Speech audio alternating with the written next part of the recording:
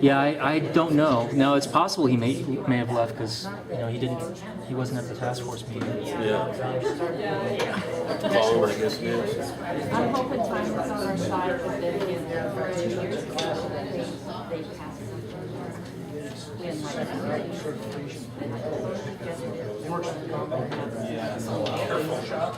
something. When but that's not a safe bet.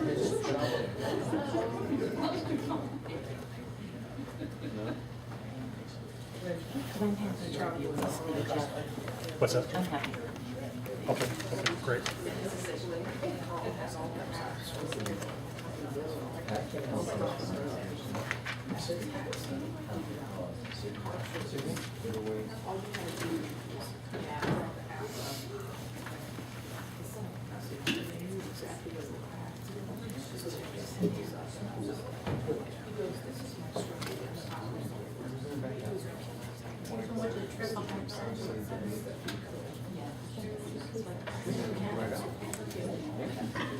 Testing.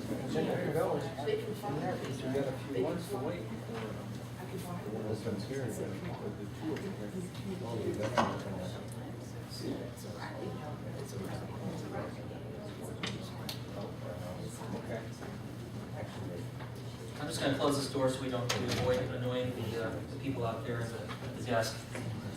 So I don't know if we really need this. Can everybody hear me in the back? Can everybody hear me in the back of the room? Okay. I think we will skip this just for the sake of our sanity, avoiding our headaches by the end of the day. Daryl, I was going to sing though. You're gonna sit? Well, we can turn it on for I have that. a buzzkill now. We can turn it on for that. I can get some karaoke up here on the screen. Get some karaoke up on the screen would be good. Already started. Let's see, where can you get those around? There's an Irish pub. It might not be open yet. No, it's not too early for the Irish. So my name is Daryl Branson. Most of you know me. I'm with the Colorado 911 Resource Center, and this is our first annual 2013. Well, it's the only 2013. It's the first annual 911 Goes to Denver event. And just to kind of set the stage a little bit, I don't know. I hope everyone came here today with expectations of what we actually had in mind. There have been some different opinions as to what people thought this event was going to be. This event is not intended to bring in legislators. Hello, come on in. This event was not intended to bring in legislators to actually create meetings for you to meet with legislators. This event is actually designed after 911 Goes to Washington, the event that the National Emergency Number Association holds every year.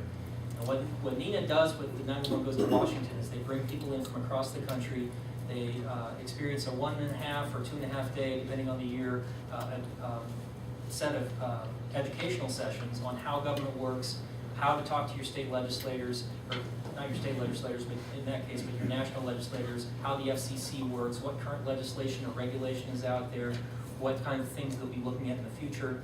And then they encourage the attendees, before they come, to set up appointments in the afternoon of the last day or the day after with their legislators. And I've been there several years, and it's always been a really good experience. This year I wasn't able to actually meet with my legislators because I had other meetings.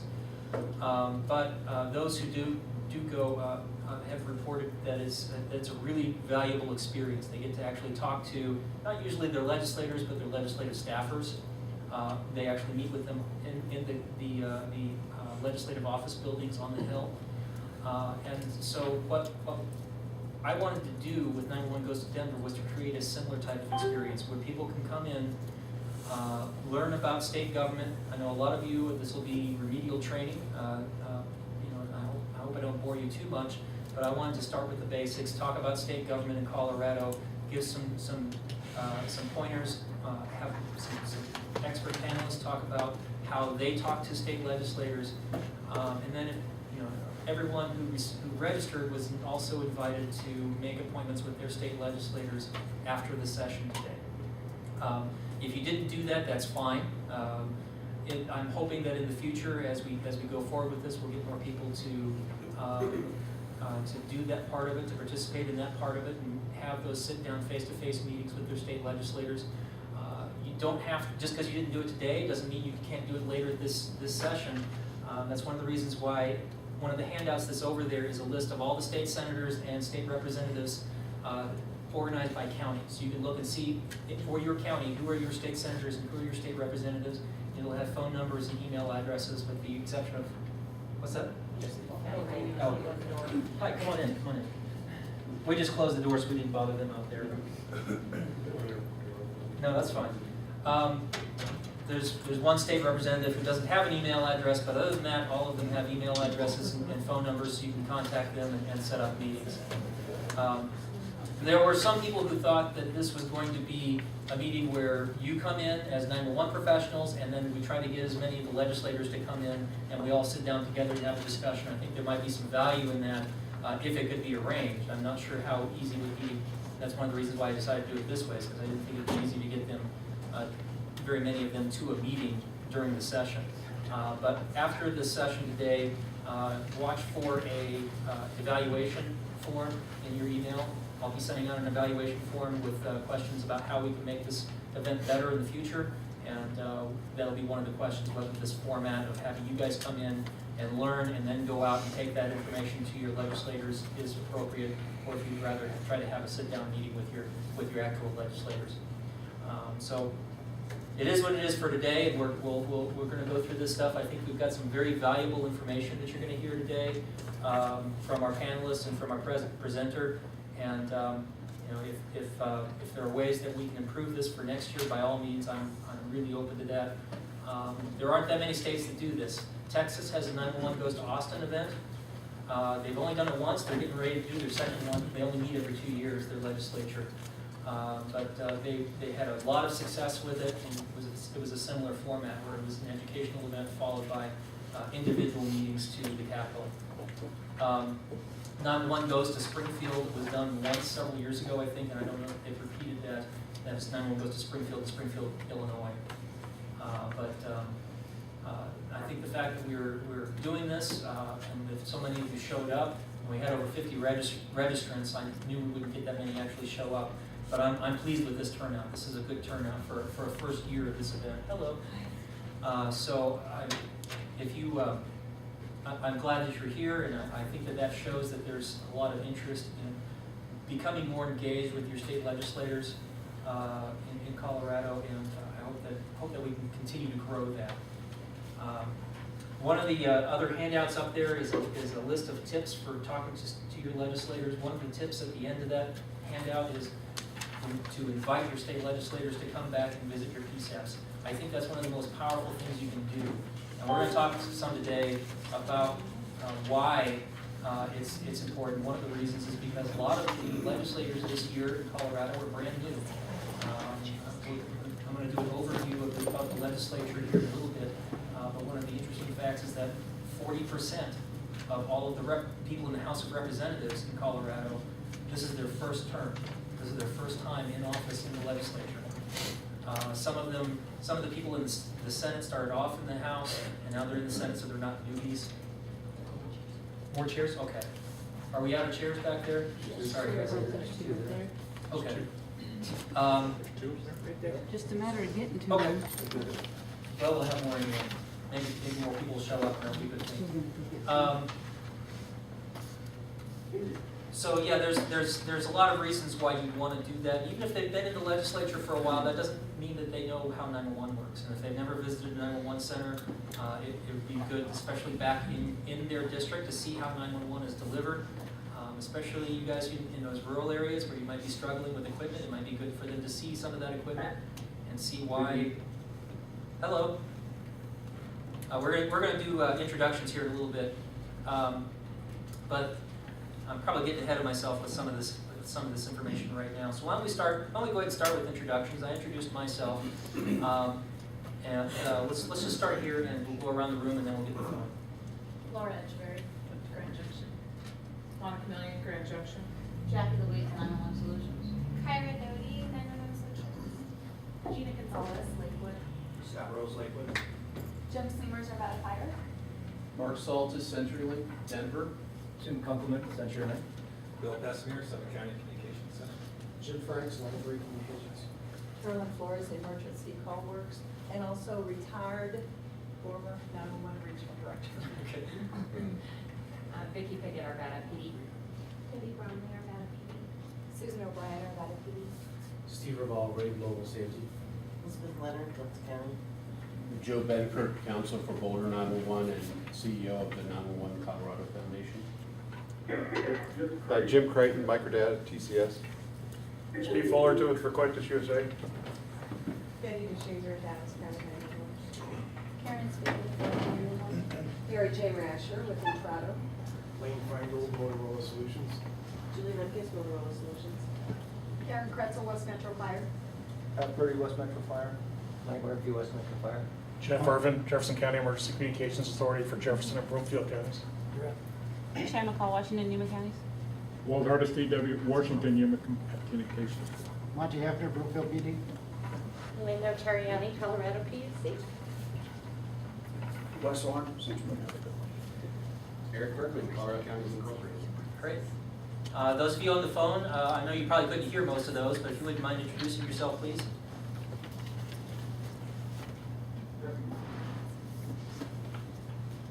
Todd Holsworth, Grand County. Sharon Cleaver, Route County Communications Supervisor. Anyone else? See how many people made the effort to actually be here in person? That's great. Sharon's got a long way to go, so.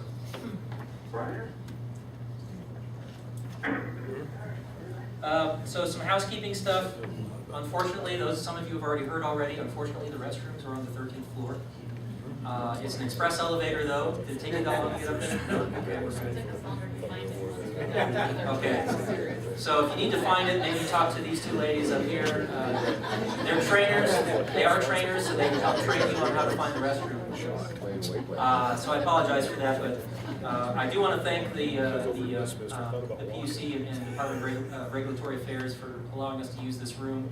When I started researching on and trying to set this meeting up, my biggest challenge was finding a meeting space. It's really hard to get meeting space downtown here that's not really expensive. This is free. So those of you on the phone, if you wouldn't mind muting your phone when you're not speaking, I'd appreciate it. Thank you. Refreshments. Unfortunately, we were supposed to have coffee this morning, and the caterer has not shown up yet. I'm hoping they're not lost. I should probably check my phone. But we should, if they come here, we'll have some coffee here later. We will have lunch this afternoon at noon, and hopefully that will not be an issue for anyone. There is internet if anybody needs it. There's it's Dora Public, I think, is the SSID, but you don't need a code to get in.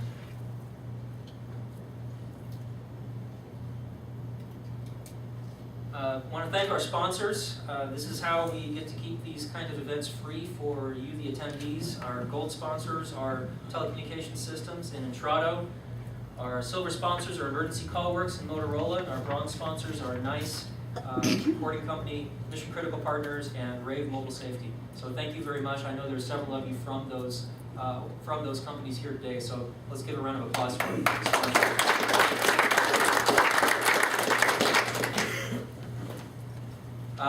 Just a little background on the Resource Center, the Colorado 911 Resource Center. Most of you know me, but a few of you I haven't met before. The Resource Center is actually a nonprofit organization. It was created as an information clearinghouse for the 911 authorities and PSAPs of the state of Colorado. So we are to facilitate collaboration, facilitate meetings. We facilitate the 911 task force meetings. We publish a newsletter. If you're not getting it and you would like to get it, I have cards up here. Let me straighten these up just a little bit. I have cards up here. Just send me an email. Tell me you'd like to be on the newsletter distribution, and I'll put you on there. We maintain a website. The website address is also on those cards. The website has a lot of information that I've gathered over the last several years for 911 authorities and PSAPs across the state, and I'm constantly adding new information. A lot of what I do is just direct requests. So people send me an email or they'll call me and they'll say, do you have policies on how to use part-timers in a call center? And if I have it, I'll give it to them. If I don't have it, I go out and get it. And then I realize they're not the only people who are going to ask that question, so then I put it on the website. So there's constantly new information going on that website. There's a page for the Next Gen 911 Steering Committee, which doesn't have a page of its own, so that's on there. There's a page for the Colorado 911 Training Committee, which you're going to be hearing more about today. That's on the website. And there are email lists for those as well. So if you want to be put on those email lists for the task force, the steering committee, or for the training committee, let me know, send me an email, and I'll be happy to set that up for you. So those are the kinds of things we do. In the past, we've also done one big meeting a year, the 911 Summit, the 911 Issues Summit, which we hold in the fall.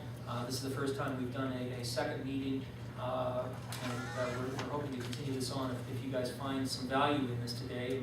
And please be honest in your evaluations and let me know if you find value in this. Because if you do, we'll keep doing it. If not, we'll find something else to serve you as our client. So my disclaimer. My comments do not represent the opinions of the Resource Center Board of Directors, the PUC 911 Advisory Task Force, the Public Utilities Commission, the State of Colorado, local 911 authorities, or the Public Safety Answering Points of Colorado. We've already done our introductions. So our first session is a presentation from Eric Bergman. He is with Colorado Counties Incorporated. And he's going to be talking to us about Colorado state government basics. And I have your presentation, Eric. Give me just a second.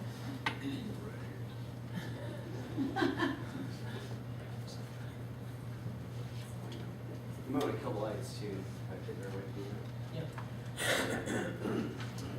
Let's see if this. Yep, it's working. There you go. All right. Good morning, and thanks for having me. Daryl and the Resource Center are a fantastic partner, and he's kind of my go-to guy whenever I have a question on anything related to 911.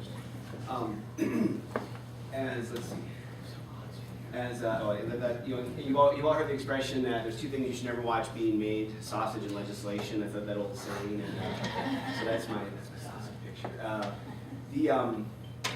I work for a group called Colorado Counties Incorporated. We're an advocacy organization that represents 62 out of the 64 counties in Colorado.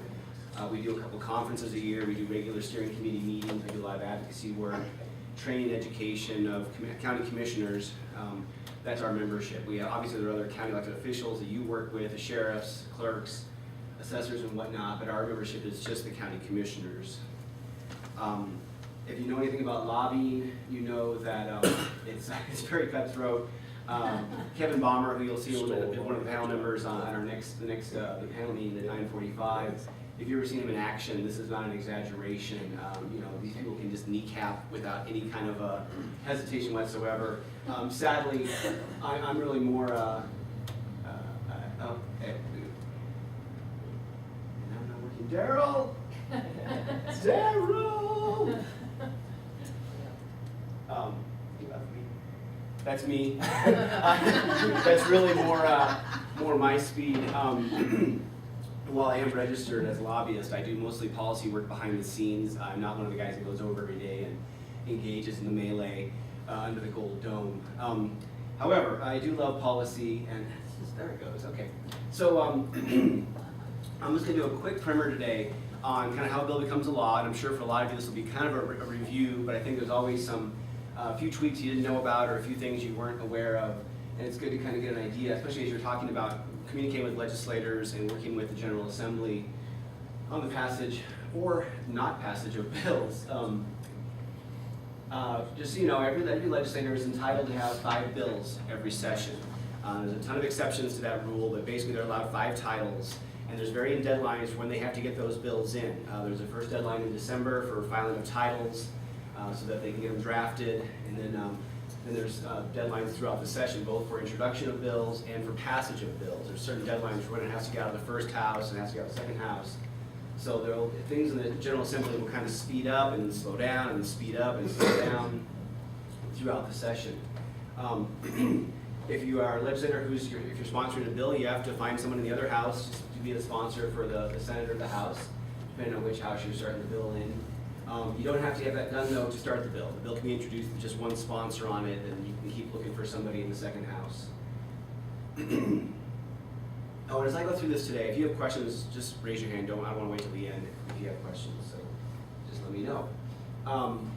A bill first gets what they call read across the desk. It gets formally, they have to read the title of the bill on the floor during floor action, and then all the bills get assigned to a committee by either the Speaker of the House or the Senate President. They call this the Committee of Reference. In both the House and the Senate, there are a number of committees, usually 10 to 12 committees in each chamber. The ones you're going to be probably working mostly in are either local government or state veteran military affairs are probably the two that most of the 911 bills or bills that affect 911 service go through.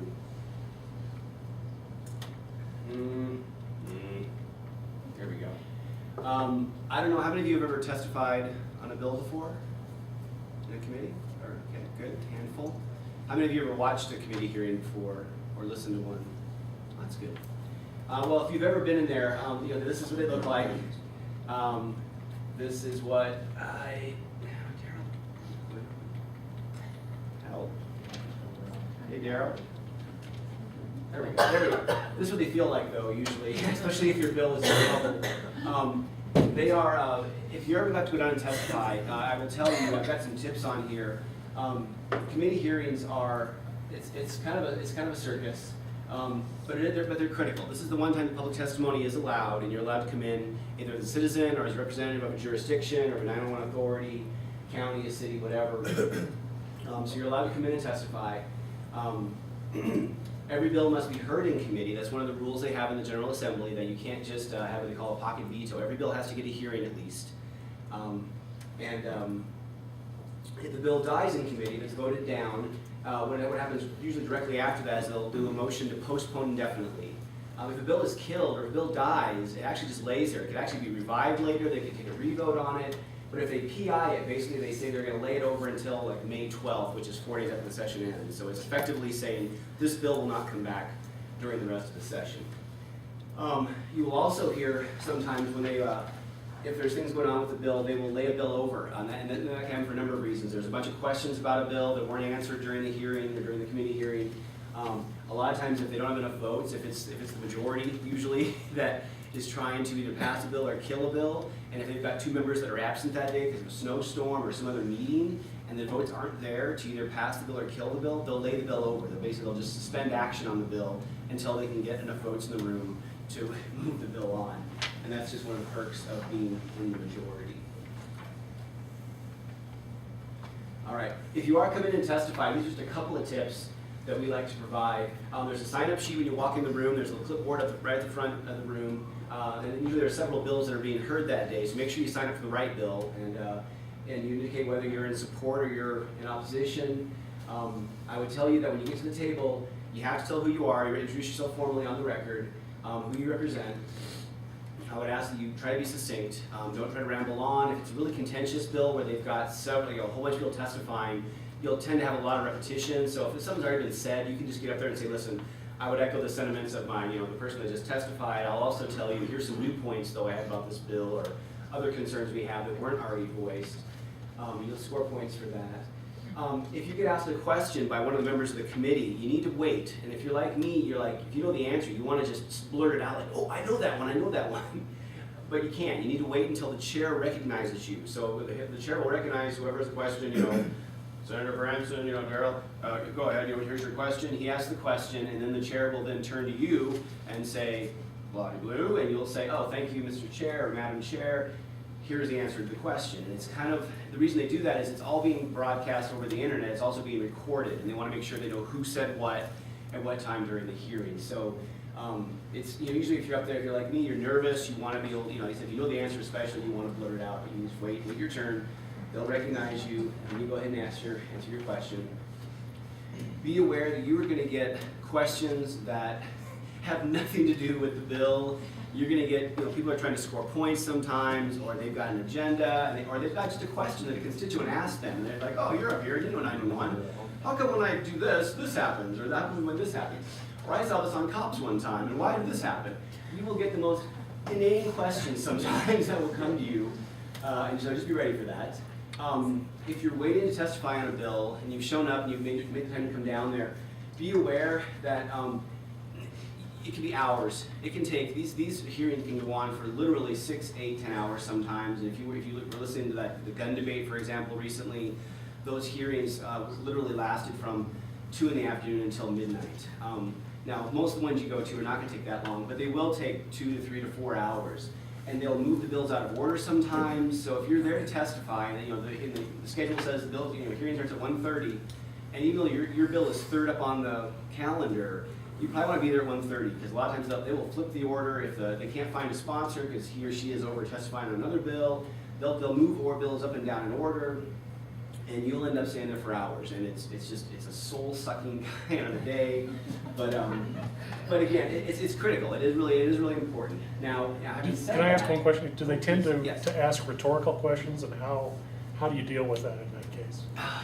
Eric, for the people on the phone, would you mind repeating his question? Oh, sure. Thanks. The question was, what if they ask rhetorical questions that really, that aren't really designed to solicit a response? I always find that if you have without making the legislator angry, if you have an answer that's kind of contrary to what they're trying to make the point of, you can go ahead and correct or, give something that's other than what maybe they're looking for necessarily. But also, it's always good to just agree with them also. If in doubt, always be nice to cozy up to them. Will the chair intervene if you start to go around a circle arguing something? And the question was, will the chair intervene? And they will. Or if you start getting badgered, sometimes I've seen witnesses get, not almost attacked by members, who really have it in for whatever the issue is. And the chair will sometimes step in, hopefully, and kind of let you tap out, basically, and get out of the room in one piece. Now, having said how critical it is, to come in and testify on bills sometimes, the unfortunate reality out there, and as any lobbyist will tell you this, is that when they walk into a hearing room, they've already counted those votes. A lot of times, it's already a done deal. And that, for me, like when I first started doing this about 13 or 14 years ago, it was really disappointing because, it was just, I had that, that naivete, like, here we are, it's democracy, isn't this awesome, and then you kind of see the seedy underbelly of how things really work over there, and it kind of crushes your soul a little bit. But having said that, it really is essential. I mean, a lot of times we have, if we have a bill that we're sponsoring, for example, we know we've got the votes in the room, we still want someone to be in that chair. I want a commissioner to come down and testify why we need this, why it's important, why CCI, is pushing this bill. Even though we all know it's kind of a foregone conclusion, we could have no testimony whatsoever, and the bill would still pass. But there's kind of a symbolic piece to this, and it is a chance also and also for them to get to know you better and your organization better, or your county, or whatever. And especially if you have a member on that committee, it's really important a lot of times. So we will seek out. If we have people we think are kind of waffling or we're not sure of their vote, I will call Routt County, I will call Adams County, and I'll say, hey, can you come down because we've got a legislator from your county on there that I really want them to have to look you in the eye and say, no, I'm not going to vote for a bill that helps Adams County. So it's kind of a two-edged sword there, but that is kind of the reality sometimes. Okay, so you're in the committee room. We got the bill. The bill's been heard. We've had testimony on the bill, and then they have to take action on it. Unless they're going to lay it over for whatever reason. Basically, if they pass that, the bill dies and it gets PI'd, that's it, game over, and we'll see you next session. If the bill passes, what happens next to the bill depends on whether or not the bill has a price tag associated with it. If it has a fiscal impact for the state, if it actually is going to cost the state money, it'll go to the Appropriations Committee, and that's where they will basically they will just stack all these bills up, every bill that has a price tag to the state, and they'll basically sit there until the long bill comes out, which is this week. The reason being that they need to basically reconcile this with the budget for next year. If they get to add, this many FTEs to, reg agencies or to DOLA for some new program that's being introduced, they got to find that money. That money's got to be reflected in the long bill somewhere.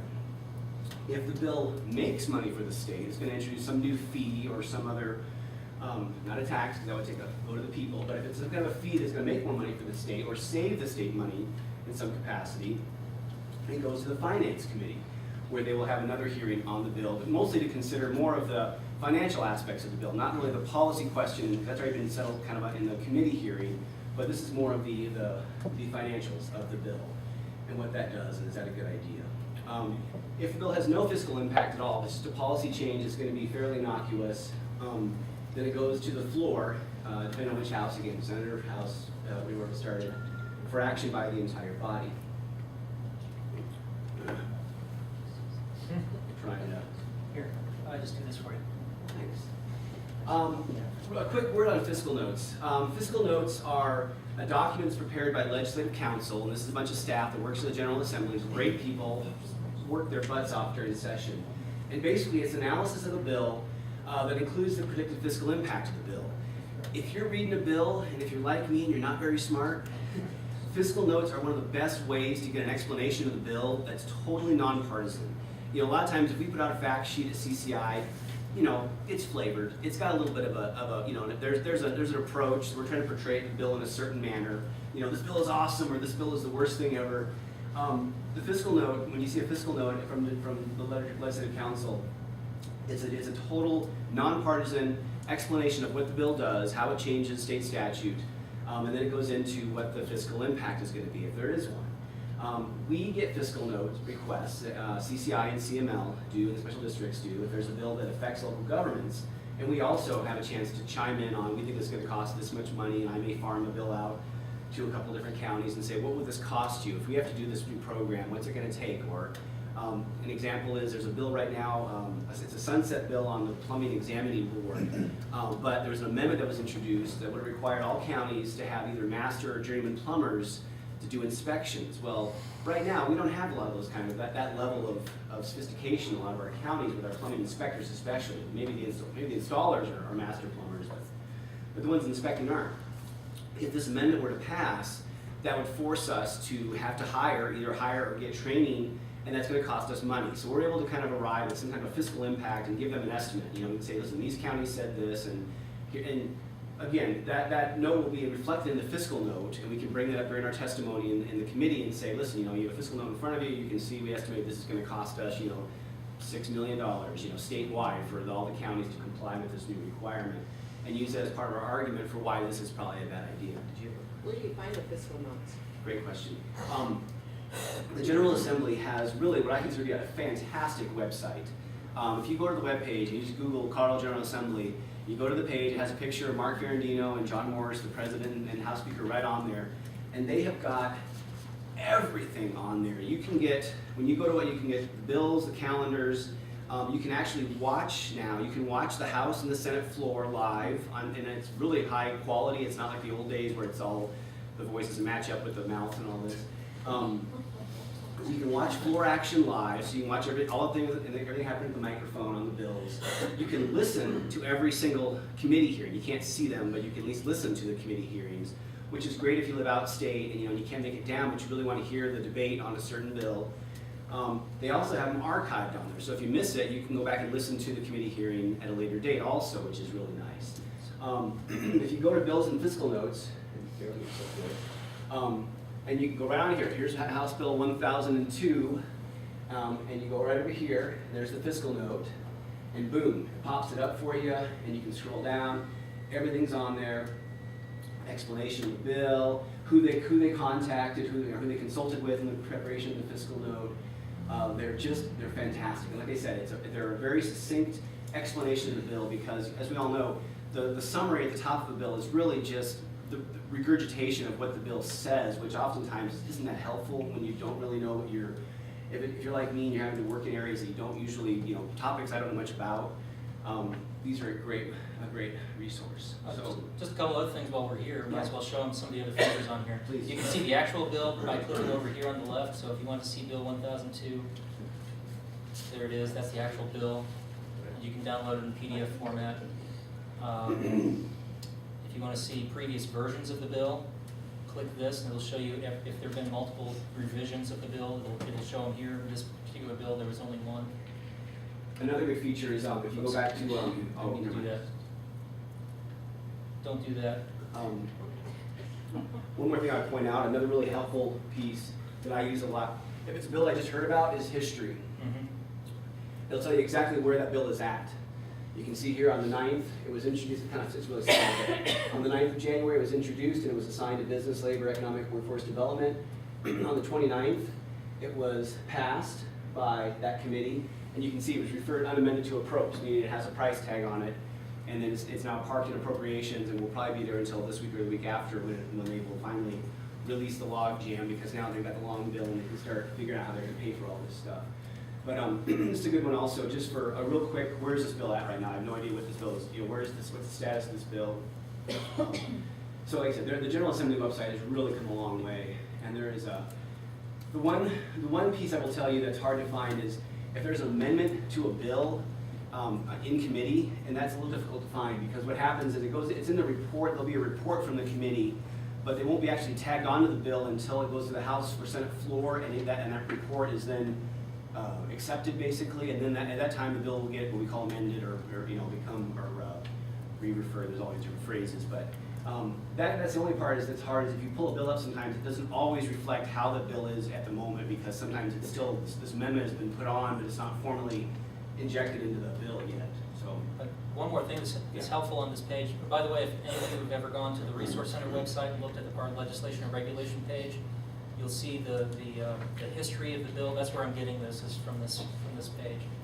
But another thing, if you're really following a bill, you want to know when it's going to be in committee, when you can go and testify. You can go to the calendars page up here at the top. You have House calendar or Senate calendar. So if it's a House bill, you go to the House. And I like to actually download this PDF, and then I can just do a search in the field for the bill number, and it'll pull it right up instead of having to go through the whole thing looking for the bill number. And you can see the hyperlinks are on here also. So if Yep. you're looking on online, you can click right on that bill, and it takes you to the bill itself, which is kind of nice. Yep. It's just, like I said, they've really come a long way on this, and it's really quite a nice resource now. So, all right. So, Eric, you used the term long bill. Could you explain? Actually, I have a slide on that, but I'll just real fast. The long bill is the annual budget bill, and it was named for Jeremiah Long, who was a legislator back. No, just kidding. No, it's called a long bill because the thing is like flipping a couple hundred pages long. Yeah. Have me going. Turn of the century legislator who is known for his. It's just really, really long. So they call it a long bill. Same guy who's Lon's Peak is named after. Exactly. Yeah, Okay. you've heard it. So the long bill comes out every year, and it's the state budget. It's prepared by the Joint Budget Committee, which is a joint budget committee. It's called joint because there's House and Senate members on this committee.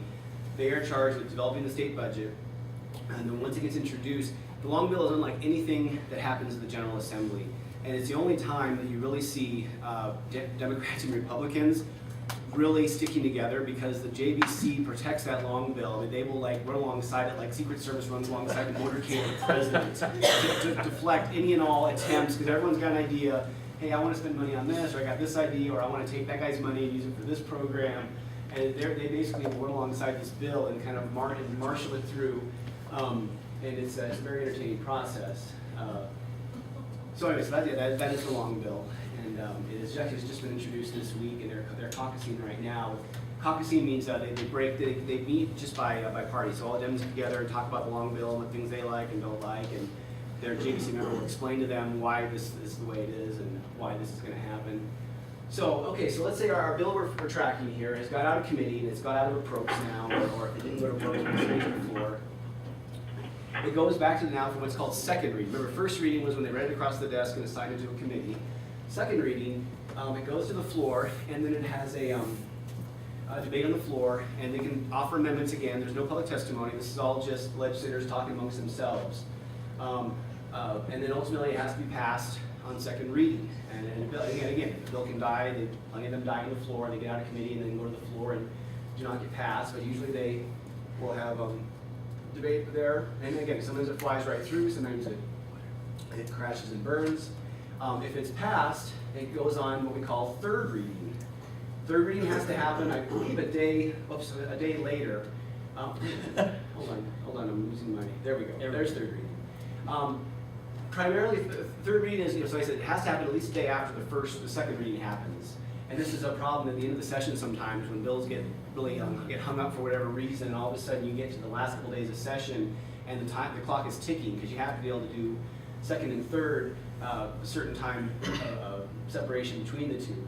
Third is usually more of a formality. Usually if the fight's going to happen, it happens on second reading where there's all this debate. Usually third reading is more like, okay, we're resigned ourselves now, it's past second, it's going to go for third.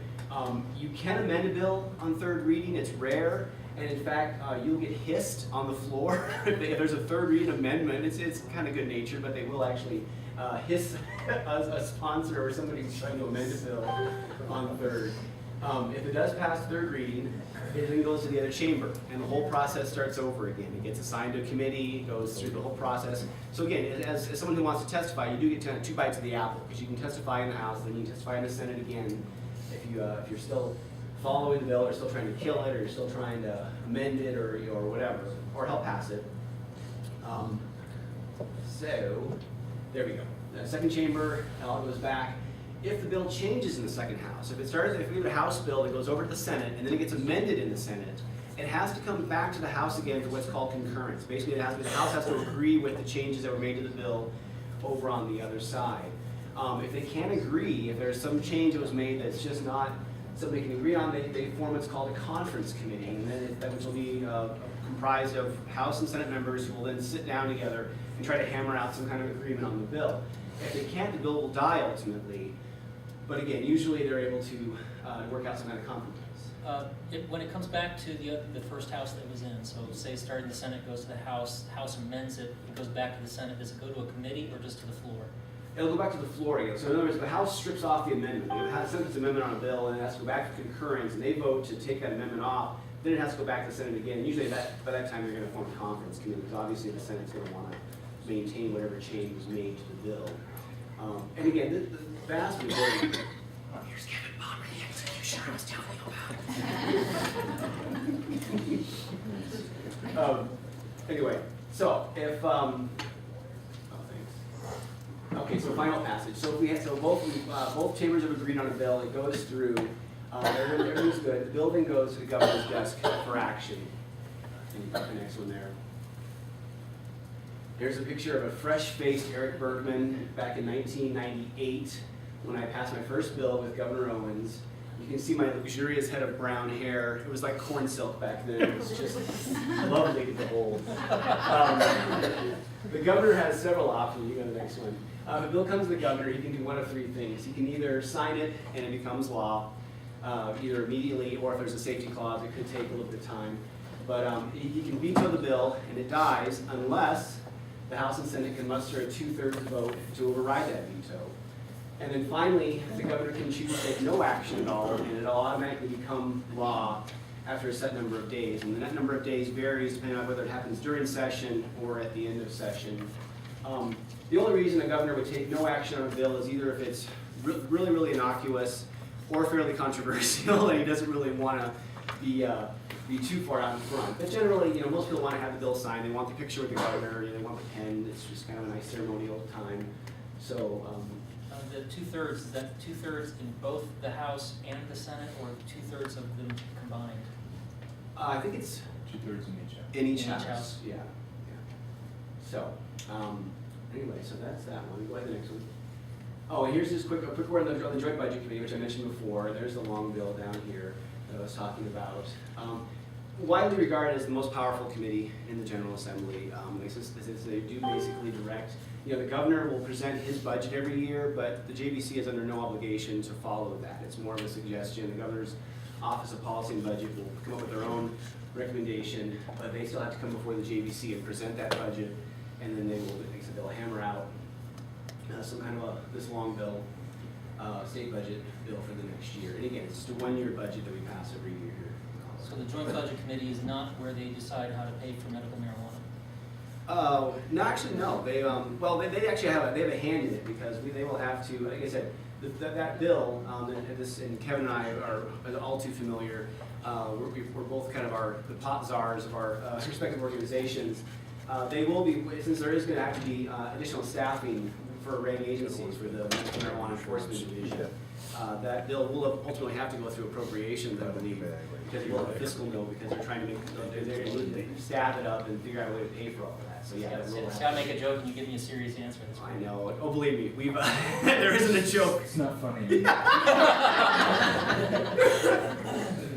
Yeah, we can tell you some stories. It's a very surreal existence right now, working on that issue. So, anyway, are there questions? How often does a bill get a veto from the governor? Oh, wow, it doesn't, I mean, maybe once every couple of years, maybe not at all. It's probably been 4 or 5 years, 10 years since. The only time I've ever seen it happen recently is the governor has the power of line item veto in the budget, and will often go in and veto headers or footnotes which are adopted that the governors have done this for years. They'll veto them because they say if the legislature wants to direct a state agency to do something and pass a bill, don't put it as a footnote in the budget. And oftentimes, in a bipartisan manner, those vetoes are overridden and those footnotes end up becoming part of the budget. It's rare that, I mean, it's rare you get a veto anyway, and then it's even more rare to Well, so have. was Bill Owens that year. Yeah.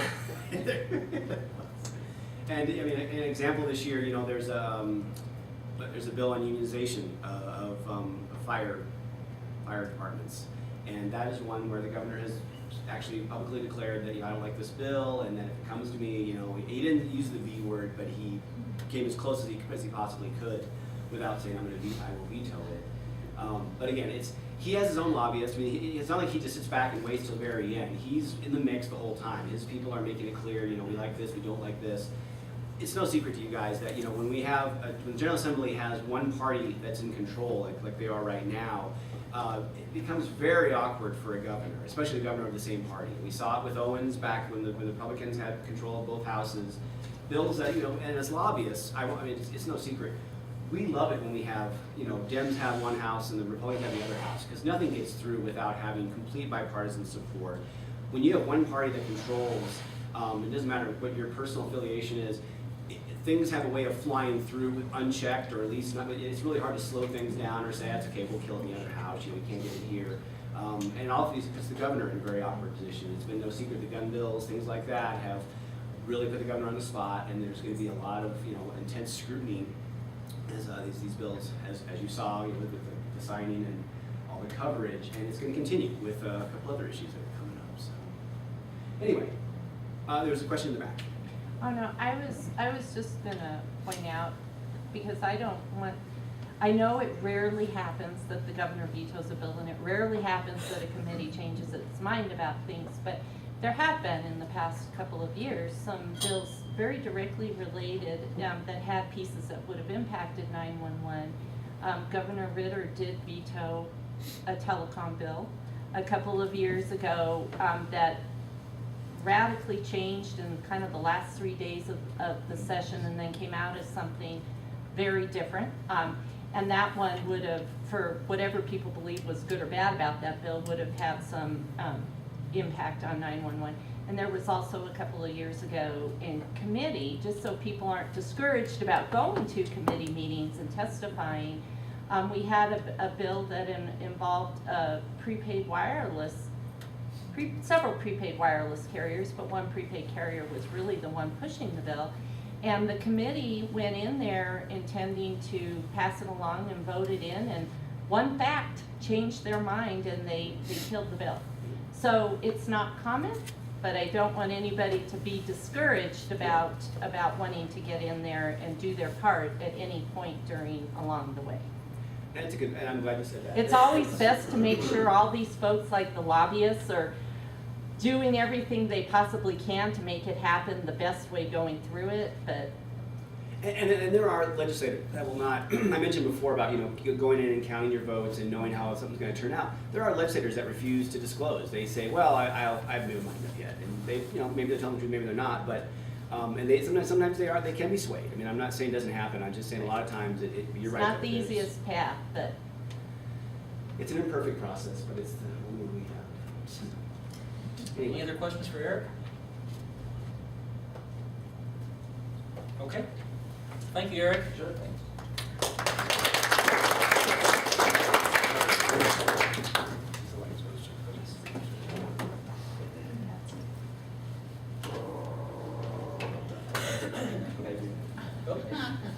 Oh, that's the rest. There you go. Down is up and up is down. There you go. Just like General Assembly.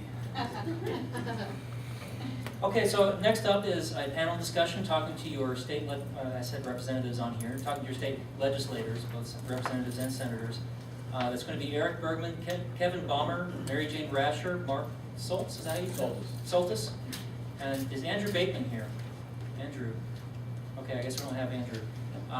But those other four, if you wouldn't mind coming up and getting in the hot seat, please. It's a game show. That's right.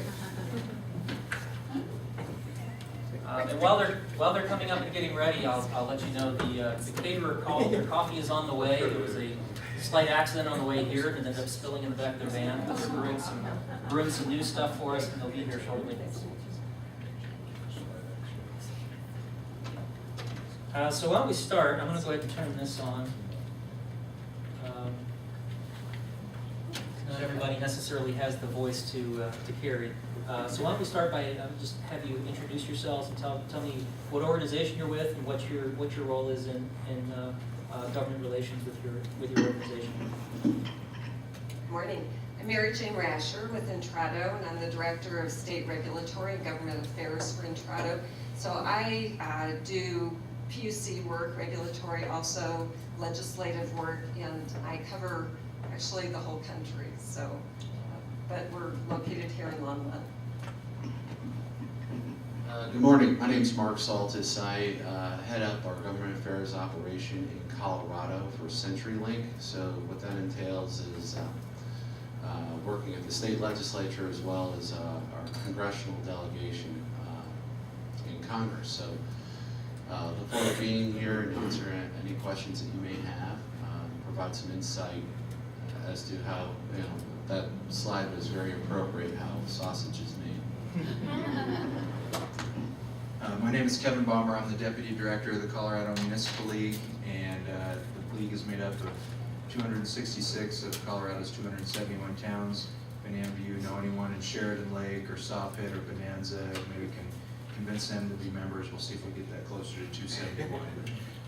I manage our legislative relations in the Capitol. We have a team of 4 lobbyists. For most of my 13 years, I've covered from the municipal side of things, 911 issues specifically. I'm happy to say that with the addition of recent duties, no, I'm not happy to say it. With the addition of recent duties lately, you're going to see, those of you who interact with CML on a legislative basis, a fresh new face named Megan Story, who's going to be on the task force, CML's rep on the task force, as well as dealing with future legislation. But for the rest of this year, you got me. I'm Eric. I'm a Sagittarius. Feels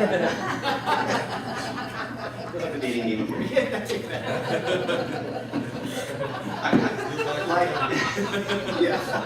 I like long walks on the beach. And I should mention that CCI also has a staff of lobbying corps. We've got 3 contract lobbyists, and then I'm really, as I said before, I'm really more of a behind-the-scenes policy wonk who stays back at the office most of the time.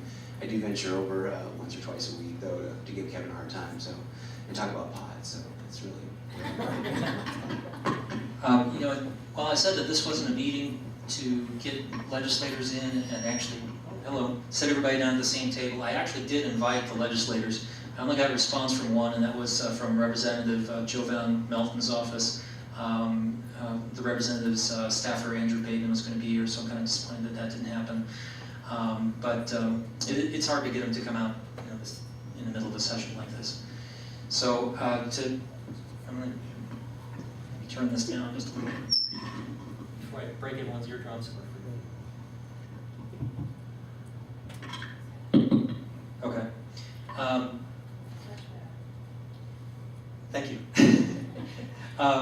That's the kind of feedback I like, not that kind of feedback. So just to kind of get us started here, what are some general tips that you have for setting meetings with a state legislator, and how do you get in to see them? Because with 911 goes to Washington, you set up a meeting and it's you're generally not going to see the senator or representative. You're going to see one of their staffers. A lot of them don't have staffers at the state level. So how do you get in to see them? Do you have any tips for that? Well, there's a couple ways to approach it. Sometimes it's knowing where they are in committee and seeing if you can get some time right before or right after. Each office has a front desk person. You can also try to find out what their schedule is and try to get, literally you'll have maybe 5 minutes with them if they have time. Some do have interns, and I think, me personally, I've met with several interns to communicate with them, to communicate back to the members. So those are a couple of pieces, but it's these guys are flying around. There's a 120-day session, so you gotta try to be as persistent but not pesky. I would just add for those of you, and I'm in the same boat, I'm not over at the Capitol every day, but the representatives, the senators, and representatives have local meetings also. So you can go in your own district, you can go in another district, and if you find out when those local meetings are, if you're not hanging out at the Capitol, that's another way to get in touch with them too, for the people that don't do this type of activity every day. Yeah, I'll take a crack at that. So I am at the Capitol every day, so I envy Jane. The best way to, if you need to sit down with a legislator, is to try and track him or her down. A lot of them, surprisingly, a lot of them do make their own appointments or have the ability to, but also being able just to go right into their office, talk to an aide, find out when there's time. It's more difficult to do that by phone. It's a little bit easier to do it by email, but the best is if you're actually in the building. And so that's how I usually go about doing it. And for those of us that are in the Capitol, a lot of it's just targets of opportunity. Sometimes when they're in committee meetings, they don't want to be in. They're happy to come out and talk to you. You send a card in to them. Or on second readings, which are when they're on the House floor and doing second readings, which is the entire House or Senate, you can send cards in. They'll often come out. It's a little bit more challenging there because oftentimes the lobby's full of people, so you only have, in that situation, you only do have a couple minutes. If it's a more in-depth conversation you need to have, then it's best to try and find time to schedule with them. And honestly, a lot of legislators, especially if you're going to be talking to them in their district, they will schedule time on the weekends, and that's I don't do that. I don't mess around with my weekends, but if that's your opportunity to do so, you can definitely have a more engaged conversation. That's a great point. The weekend thing is great for out-of-state legislators, especially because they'll even have like get-togethers or like town hall meetings and stuff like that. We always tell our commissioners that the best time to get together with your legislator is before the session, if at all possible, because that way, if you're trying to, especially if you're trying to establish a relationship, where they know you, it's hard to do during, like I said, the 5 minutes in the elevator. It's almost impossible. They've got a million things going on, but a lot of them have time beforehand for a cup of coffee or to sit down. And you can explain stuff to them. I always tell, especially with people who are become a resource for that legislator. You all know 911 better than anybody else, and nothing better than giving them a card and saying, if you have any questions or anything about a bill, because they will absolutely call you and say, okay, I got this bill that just came across, we just got introduced yesterday. What do you think about this, or how would this affect my communities? Make yourself a resource. Make it so that they want to know you, and I think that can pay dividends. Do you find that there's a significant difference in achieving your desired result as opposed to talking to a staffer or the real person? I mean, does the message get conveyed how you conveyed it? What's the difference? I'll take a crack at it. The one thing, and I have 3 contract lobbyists at the Capitol as well, but I also lobby. But the key thing is whatever you say to the intern, it's a message that should resonate whoever you talk to. So a unified message, consistent messaging. Obviously, you want to talk to the policy maker, but there are interns that certainly will communicate. If your message is crisp and concise, back to that legislator, and then you have an opportunity to meet with that legislator to say, hey, did you I met with your intern. So you're opening up literally two dialogues, saying, I met with your intern, I'm meeting with you, and you're saying the message twice, the same message. Just to build on what Mark just said, you know how when you're going for a job interview and they say practice your elevator speech? It's the same thing. It's what Mark was saying, something crisp and concise that they'll remember, you know, kind of have your targeted bullet points. And then also in following up, but that's really important too, especially if you promise to give them anything, but at least to send a thank you note, and you can send a thank you note to the representative and say, you know, thank you for letting me meet with your aide, and these are the things we covered. I have a little different take on staff. And unlike DC where staff is king, and it's very rare that you get to see the member of Congress, it's not that hard at our state capitol, and there are some staff members that are very close to the senator or representative, and talking to that staff member is as good as talking to the elected official. However, a lot of them, it's a revolving door of interns, and so I, as a general, other than making appointments and you know, getting in the front door that way, I don't waste a lot of time with staff, just because it's hard to know, especially if you're only in there every once in a while, to know which of those staff members are the ones that are tied in and which ones are just keeping the seat warm and you know, going through the email and phone calls. And should you have a handout or a copy of the bill or something to present when you do get an opportunity? Something in writing is great, a very succinct position paper or fact sheet with bullets and what you're asking for is highly recommended. They will use it. I mean, I've seen them, you know, in committee with, right in front of them, they'll have, you know, the bullet points you gave them, or the speaking points, or the, what I would advise against are, and we've all seen it, is, you know, it's the mass mailing type stuff. That will just get, you know, right in, it'll get 86 in a hurry. But if it's something you wrote yourself, again, succinct as everything, but they really do read the stuff, or staff does, and then, you know, prepare stuff for them to go to the floor. I mean, again, when they're making comments on the floor or in committee, they do their homework, a lot of them, most of them, but most. Yeah, I had a question. I'm not interested so much, at least right now, with legislation, but with support of the legislators for issues that we're dealing with at the local level. For example, up in Summit County, because of our budgetary issues and kind of the unique characteristics of Summit County, where we've got maybe 26,000 permanent residents with 150,000 people up there on busy weekends, we're going to go before the PUC and ask for a rate increase in the 911 surcharge, and we know that's going to be difficult. So we want to try to get our legislators' support for that, so that when we go before the PUC, they're supporting that effort to say, yeah, Summit County needs this, you should approve this. Do they do that kind of thing?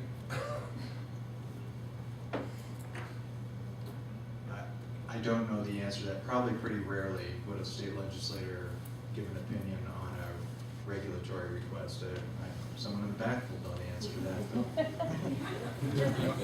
that. Just as a note, I'm trying to think if we've heard from legislators directly in dockets, but certainly the PUC takes public input, and the legislators can submit letters into that docket as well that our commissioners would see and get involved to the extent they wish. So we do always encourage the public to be involved and to submit their positions to the commissions, and then that goes into the record of the docket for consideration.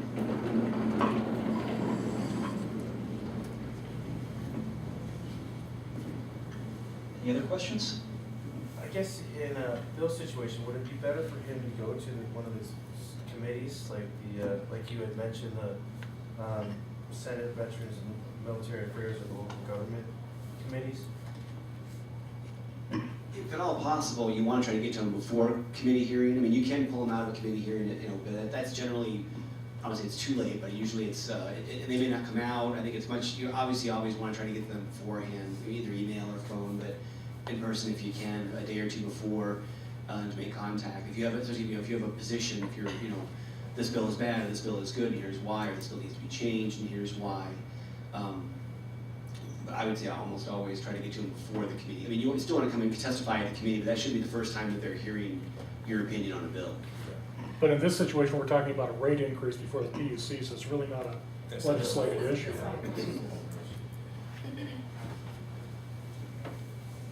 Got a couple more questions. I have a question. Go ahead. 911 is a very small part of municipal and county government, but it's a part of it. So what do you need, Kevin and Eric, to support initiatives from the 911 community, since our cities and towns are part of CML and our counties are part of CCI? So we may be interested in an initiative, and we need your support because you are the expert lobbyist, and I have seen how an expert lobbyist really is needed to get initiatives through down at the Capitol. So what do you need from us so we can get your support when we have an initiative we want you to put effort into? I think from the municipal perspective, it has to be very clear what the municipal benefit is. What is it about the initiative or whatever that's going to be something that Colorado municipalities would support? And I mean, you know, from our history, the prepaid wireless was a great example. You know, they weren't prepaid wasn't paying any 911 surcharge, and there's no pretty way to do it, and got very convoluted. But the goal was always something that was good. Municipalities and counties alike benefit from robust support of the 911 infrastructure, and we all benefit from that, right?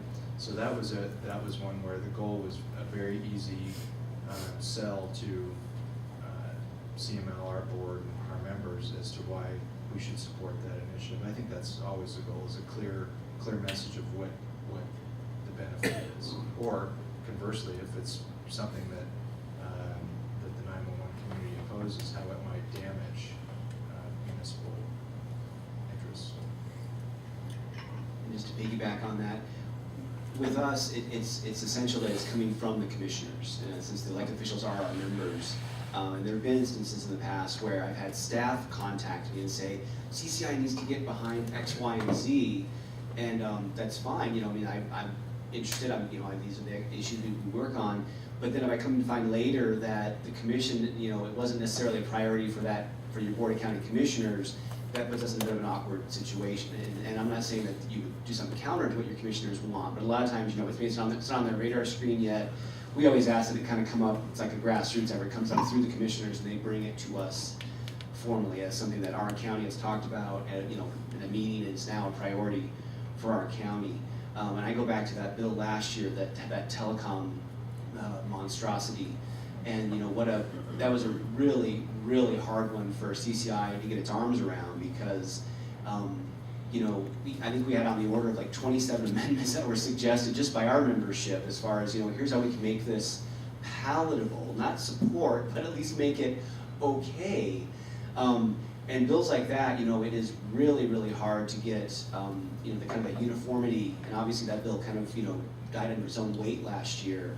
But I understand this year we're still kind of waiting on a few of these to drop, but yeah, I mean, there's going to be, you know, I think hopefully more bite-sized, or at least more discrete kind of things, not having an all-in-one huge bill that just becomes, you know, almost too large to just, you know, kind of sucks all the air out of the room. So follow-up to that then, Eric, what you need is for us to have that dialogue directly with our county commissioners, and have the county commissioners then bring it to CCI, so you can have it as an open discussion in one of your meetings. Exactly. Is that correct? Yeah. And Kevin, what you need from us would be to have from our municipal governments then, to bring that, so you can have it as a board level discussion, so your board could vote on it? Right, but if you're talking to folks directly in your communities, the city managers are really the best gatekeepers there.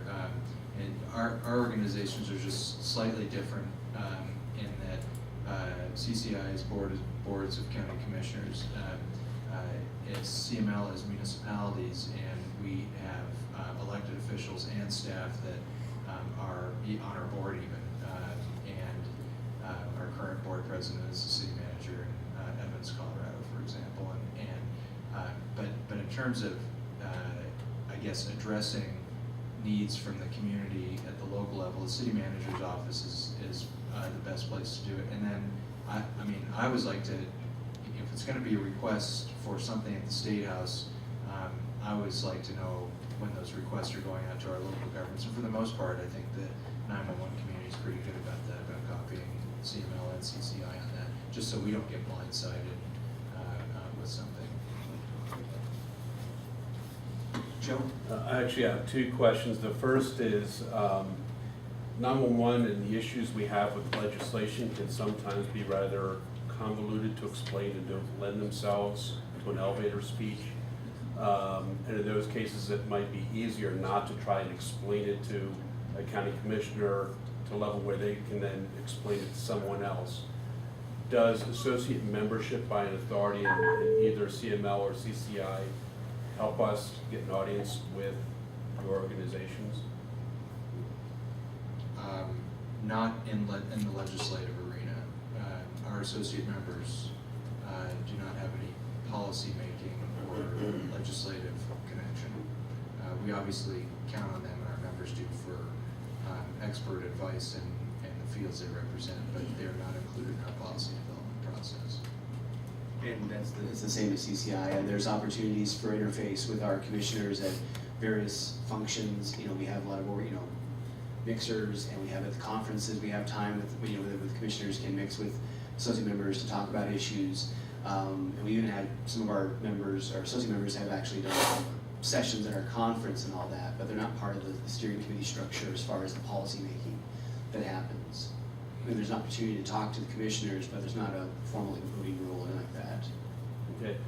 The other question I have is a lot of the legislators said they're unable to make the meeting today because they have sessions going on. What would be the best time to try and schedule a meeting to educate legislators about 911 when they would be in Denver but not involved in legislative matters? Nighttime is good. I mean, there's a lot of there's receptions kind of all during the session, and those are expensive though. I mean, and it's, you'll only draw maybe 20 or 30 legislators if you're lucky, but they are, a lot of them who stay here during the week, especially the outstate ones, are always kind of trolling for something to do, and so that is a good opportunity to get with them. But it's just so hard to know what they're, I mean, you can do a breakfast, at 7:30, and you see over in the Capitol, over by the old Supreme Court, every day someone's got a, bagels sitting out there and whatever. But again, that's pretty much just kind of catch as catch can with, you're trying to, buttonhole a legislator. You're not gonna get a chance to make a speech to a whole group of them as they just kind of mill through and, grab free stuff and then go back to their offices, but there is a chance there. So other than breakfasts and receptions, I think, it's generally out of session stuff that's gonna probably work best. Or early in the session, and this doesn't get you all the legislators, but I don't want to burst anyone's bubble. Not everyone cares about every specific issue, so if you invite 100 legislators to educate them, even if you give them food, you're just not going to get that many to show up on any given issue. But if we give them alcohol? Just make sure you ask your attorneys about it before you want to.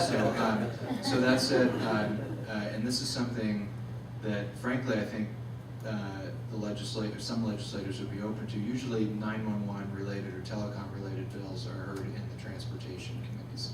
Doesn't make a lot of sense, but they often are. Early in the session, and you would talk to the committee staff ahead of time, offer to give an update on 911 issues to an early session meeting of the Joint Transportation Committees, which is the members from the House and Senate. Now, those create expertise within certain legislators that are going to be dealing with your issues, and I think my colleague Silette may have some input on that particular part. You're not going to have 100 experts. You might get 15 or 20 that know what you're talking about. Yeah, just to echo that, we all like to think that legislators know everything about our issues in the telecom, whether it's 911 or telecom arena. And you really have to, it's literally telecom 101 all the time. Even when you think you made headway, it's like they're, and explaining it to them too is quite an art, because you almost have to do it in, third grade English, where, they understand at least conceptually where you want to go, or promote a good policy for the state. So I agree with what to say, you know, the bill, one of the bills that we've been looking at from 911 this session and also in the last couple sessions with the telecom bills, like the bill on the VoIP deregulation this year is in the House, was it Business, Labor, Economic Committee, so it has not gone to committee. It's in the committee, but it's not had the hearing yet in the committee. But a lot of what we've looked at from 911 is trying to explain kind of unintended consequences, you know, when you're looking at a broader telecom bill. And of course, the response you get back when you're talking with legislators, oh, we don't intend for that to happen, or we don't mean for this. And so it's, you know, it's kind of the double whammy of not only trying to explain the telecom impact, which, you know, has a big draw behind it, and especially when you're talking about counties and municipalities, people are behind because it's pro-business, but to make sure that everybody's aware of other consequences that could happen in the way a bill is written. So that's, you know, one of the things that we've really been challenged with, looking at it from the 911 perspective. Okay, we're a little behind time. I know there are probably some other questions from the audience, but these guys will be sticking around for a while, right? Yeah, one second, because this is something I wanted to share with you, Daryl, and with the group here, and I'll email this to you, because one of the things you asked about is how do you talk to legislators, and I've got something. It was something we did for our members some time ago, so it's a little dated in terms of the names that are on it, but 10 Commandments for Effective Legislative Relations, and I'll hit the 10 real quick, and then you can read it later. But 1, become aware of legislation. 2, get to know your legislators. 3, be well informed on issues. 4, communicate regularly and be persistent, never abusive though. Work with outside groups. Coalitions can work, but be cautious. Always say thanks, heard that earlier. Act quickly. In this case, keep the league or whomever your organization is informed. And remember the ABCs, your accuracy, brevity, and courtesy. And I mean, those are sort of 101 rules, but it's amazing how many people who are paid professional lobbyists blow a lot of them, especially the courteous part. And just one other one to add. I recently read a Tip O'Neill paperback book, and he has one key. He has a number of 10 principles, but one of them, one of them is you don't have to remember telling the truth. And when you talk with legislators, it's your credibility on the line, and it's very important that you're truthful. I think I heard earlier that be their subject matter expert in the issue, because they may be knowledgeable of it, but they're not an expert like you all are. Okay. I wanted to add one thing. One thing else is, I think about people you know, encourage people you know in the industry to run for the legislature too.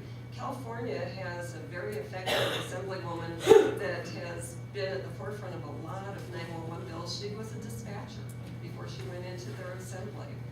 So either run or kind of try and pick somebody obviously with their agreement and get them to be an effective advocate for 911. Okay, now I'm going to put you guys on the spot. If there are questions after today, is it okay if people email you? No. No? Okay. Forget you ever said. No, that's it. So, if you have questions for any of our panelists today, and you think of later, if you let me know, I'll relay that to them, or you can ask me for their email address and I'll give it to you. I just want to really thank you guys for your time. It was very informative. So everybody, let's give them a round of applause.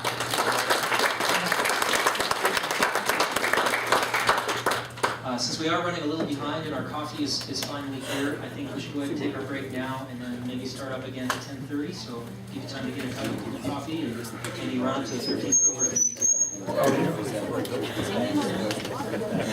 Try to find a park.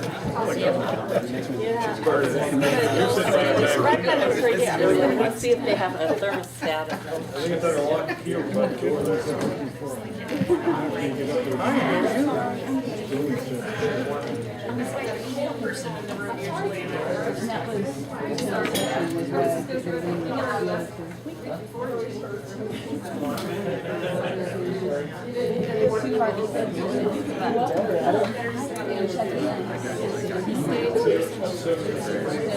Probably not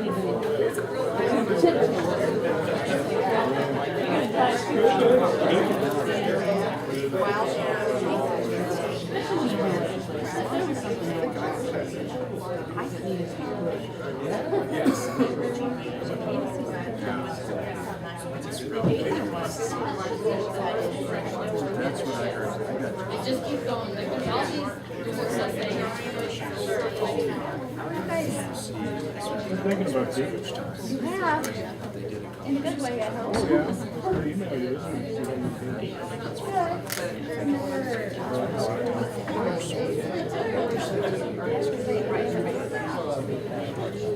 Nobody has it. I thought it came last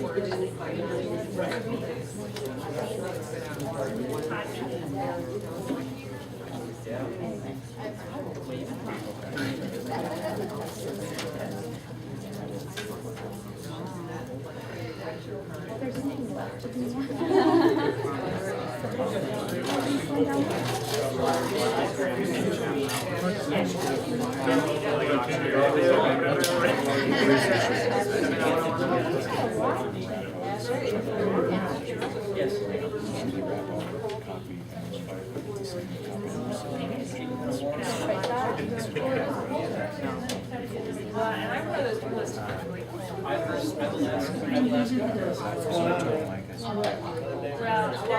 hanging on.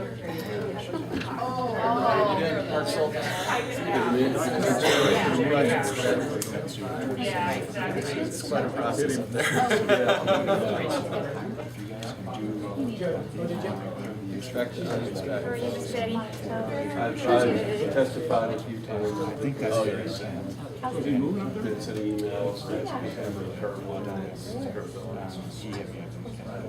We spent a lot of time in LA working in emergency response, so I just, it can be disturbing. Yeah, it's just, persistent, but it's, I found like there's some time meets with legislators in their hometowns. It's a lot of different settings. Yeah. These are just up there, so. I got the difference over 5. So that's probably the best way to do it. Of course, we have 40+ students. Can't tell. Yeah. Well, in most years, we don't have Yeah. And so as far as when you don't have issues for, it's only been like the last 2 years, I think we had kind of significant issues. You were, like the pre-K, you were an issue, but the kind of issues that we're not expecting. Getting mobilized.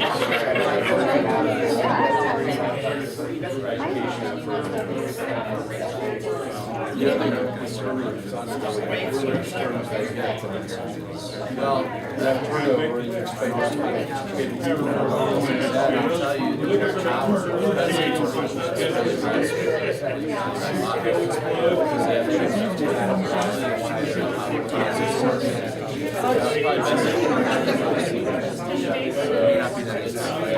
for the record, I was against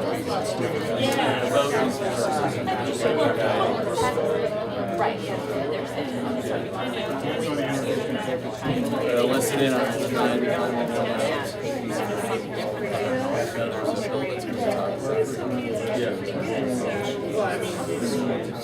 That's my first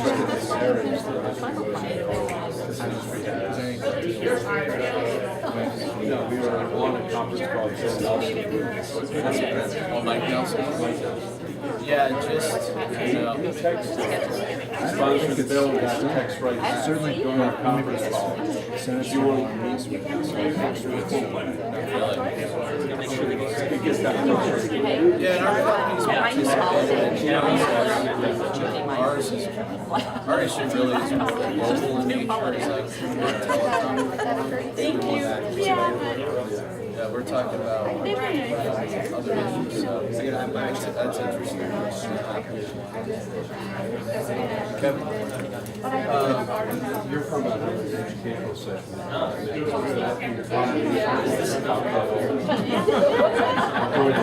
that's why I was like, you know, when the ring went on the finger, I was like, yes, I made it part of that.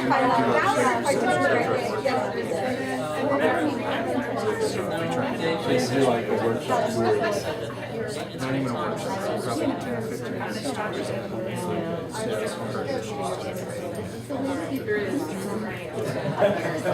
That would be. You gotta quantify that brief window.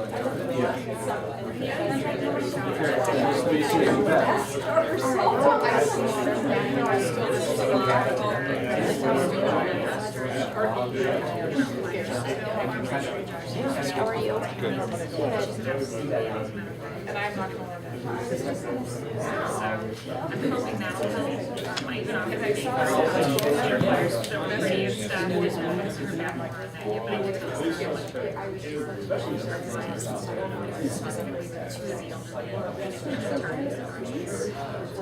Yeah, wait.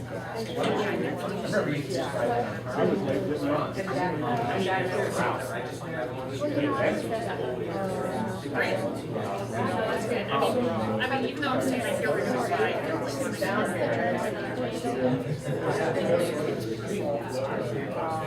sure. Yeah.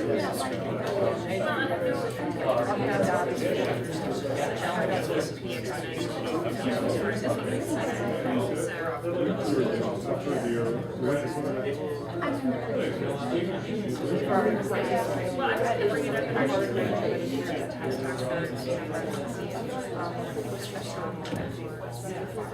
up.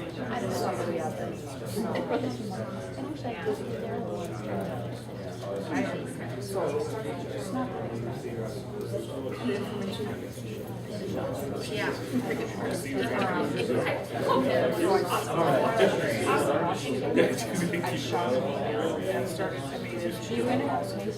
My family took off for Florida yesterday. Are you gonna join them later? My wife came out when I was out to She spent 3 days. I was in Orlando. We went to Complimentary 3 days. She liked it so much. She was take her out with the grandkids out to this week.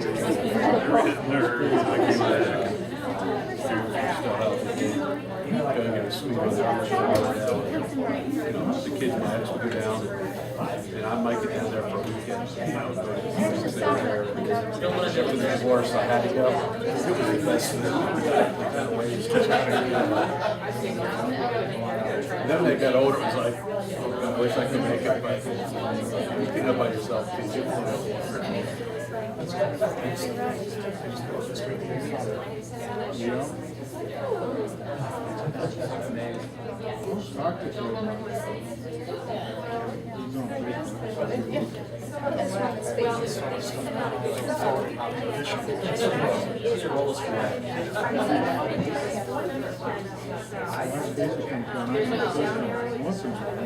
Well, this has been so frustrating. Sometimes they'll bring up, Denise on his phone, and so she'll bring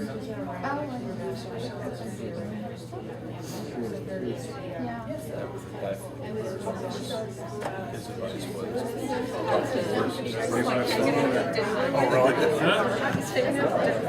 Oh, really? Well, I usually actually have my bike over at Mulder getting repaired. I had to go pick it up anyway, so I figured I'd come to this one. Yeah, there was a not great advice.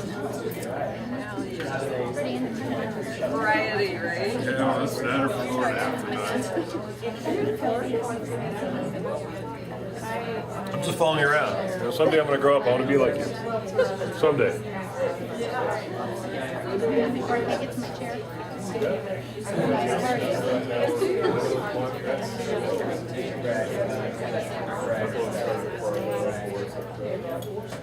I lived there for 10 years. It's for you to go back and That was a great no, one of you better go. The other one. Columbia, South Carolina. My daughter still lives in Orlando. Pregnant for second one on the way. Yeah, it's better even if they're there. I don't know if babysitting either. our treasurer. She's working on a master's in reality. She's planning on going back there. You like what you said, it's a long thing.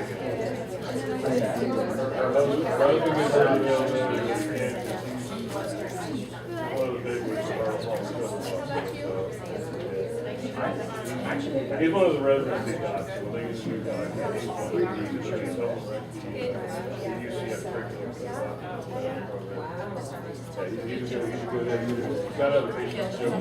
Every morning I come in and I walk in and all you do is smell breakfast. I think it's that little sandwich place, they're doing breakfast. And so the service is everything. If you're not hungry when you came in, you are when you have your not at all. Yeah.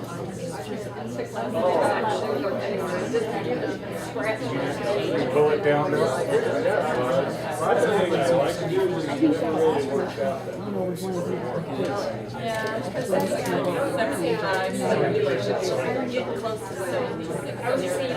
You're right, it is. It's just back here where the vents are. Maybe this is, I think,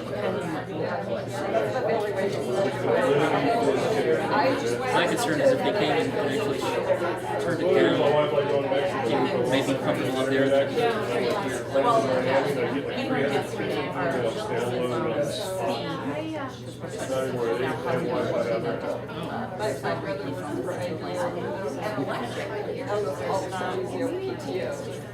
So apparently that's something that's what they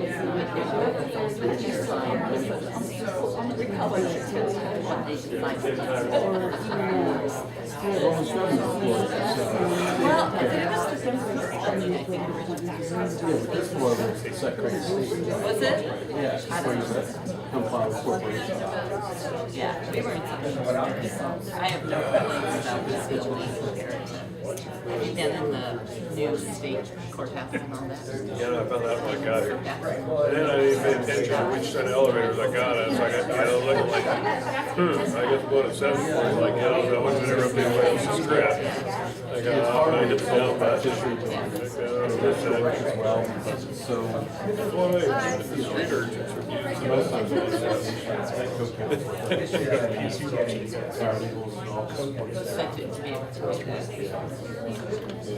Makes you wonder what's on the other side of that door. it's easier when it has your soul. If you do, I don't know. He doesn't do a lot of had one, and it's just, like you said, and it's just his practice. He's in the floor with the law firm, but he's. Everybody wants to start and He's like, I don't want to do this litigation stuff. It was at the, I remember it was in Grand Junction, there in 2010.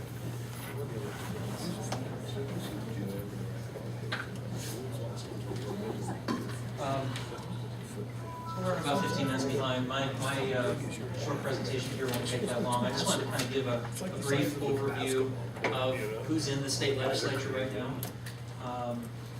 Just to give you kind of some background of what the state legislature looks like. There are 35 Senate districts and 65 House districts. Unlike the U.S. Senate, where the senators represent the entire state, you've got in the state Senate, they're broken up into districts just like the House. The only difference is that there are more of them in the House. Senators are limited to 2 consecutive 4-year terms, so they could actually be in office for 8 years, then they can't run again, but they can come back after that. So they can take a 4-year break and then run again. Same thing with the representatives. They're limited to 4 consecutive 2-year terms. So they can run 4 times in a row for 8 years, then they got to take a 2-year break, and then they can run again. Some of the legislators are representing districts that were redrawn last year. Some of you may remember this from the news last year, that following the 2010 census, they had to redraw the congressional or the state legislative districts. It also applied to the U.S. congressional districts. So some of the legislators are representing a slightly different geographic area than they did the year before. It actually affected a lot of the races where you had people who were actually in the same party were put into the same district. And so they had to decide, are we going to run against each other in a primary, or is one of us just going to drop out and let the other person run? And that's generally the type of decision that they made. And there are a lot of new people in the Senate and the House, mostly the House, mainly because of that redrawing of the districts. So there were new districts, and there weren't representatives that were incumbent in those districts. So you ended up with a lot of people who had never run before actually getting elected. And to that end, there are 5 senators, that's 14%, and 27 representatives, that's 42% of the House of Representatives have no prior experience in the Assembly. Doesn't mean they don't have any prior experience in government. A lot of them may have come from the government sector, they may have been government employees, they may have sat on city councils or been county commissioners, but they have no prior experience actually working in the Assembly. State legislators, and this actually applies to representatives as well as senators, are paid $30,000 a year plus per diem, so there are very few of them that actually do this for their full-time gig. A lot of them have full-time jobs and they do this on the side. There are a few that actually list legislator as their occupation. Those are mainly people who have retired from other occupations and devote their full attention to being a state legislator. The day jobs that they do have range widely, from business owner to bioscientist. So it's kind of interesting if you go to the General Assembly webpage and you click on the directories for the House and Senate, it'll list their occupation, what they have decided to declare as their occupation on that webpage. They can give you a lot of background as to where they're from. You know, some of them actually come from a public safety background themselves, so they might be a lot more in tune with what you're trying to say if you're talking to them about 911 issues. If they don't come from a 911 background at all, they may have a little bit more education that they would need to understand what you're talking about. So again, knowing that if your legislator has a background in public safety can be very valuable, so I'd encourage you to take a look at that page on the General Assembly website before you go and visit somebody and see what their background is. Not all state legislators, by the way, have Wikipedia pages, but some of them do, so it's always good to check that out as well. Also keeping in mind that that's not always accurate. In the Senate, there are 20 Democrats and 15 Republicans. In the House, there are 37 Democrats and 28 Republicans. The Democratic Party controls both houses of the General Assembly and the governor's office. This seems unprecedented, but it actually didn't happen that long. It happened just not that long ago. 2007 to 2010, during Governor Rivers' term in office, it was one party that was in charge of both houses and the governor's office. Legislators, both majority and minority, are assigned to committees. So that's another thing that's good to know, is which committees your legislator is assigned to. You can find that out from the General Assembly website. It may also be on their Wikipedia page. But knowing which committees your legislator is assigned to can kind of give you an idea as to what types of topics they may be most interested in. Legislators, especially ones that have been around for a while and have some seniority, will tend to get assigned to committees that they want to be on, that they are interested in. So if you know what committees they're on, you might get an idea of what kind of topics that they'll be interested in, and you can kind of tailor your message that way. One thing that I've found from going to 911 Goes to Washington is that you really don't need to be too concerned with the party of your legislator. If you're going in there to talk about 911, which is an issue that affects everyone, you just approach it like 911. You just approach the topic on its own merits, and don't try to tailor it too much for being Democrat or Republican. You might keep the party in mind if you're starting to talk about things like funding or funding sources, future funding sources for 911, things like that. But generally speaking, everybody's in favor of a strong public safety system. So the party of the legislator doesn't matter quite as much as you might think it would, but it's still good to keep that in mind when you go to talk to them. The Senate committees are Agriculture, Natural Resources, and Energy, Appropriations, which Eric talked about earlier, Business, Labor, and Technology, which is one area where telecommunications matters tend to get talked about quite a bit. Senate Education, Finance, Health and Human Services, Judiciary, Local Government, State, Veterans, and Military Affairs. For some reason, 911 sometimes gets put in that area. Transportation, as was mentioned, is another committee that 911 topics tend to get talked about. I think this partially is because at the federal level, 911 tends to get talked about through the National Highway Transportation Safety Administration. So they kind of mirror that at the state level.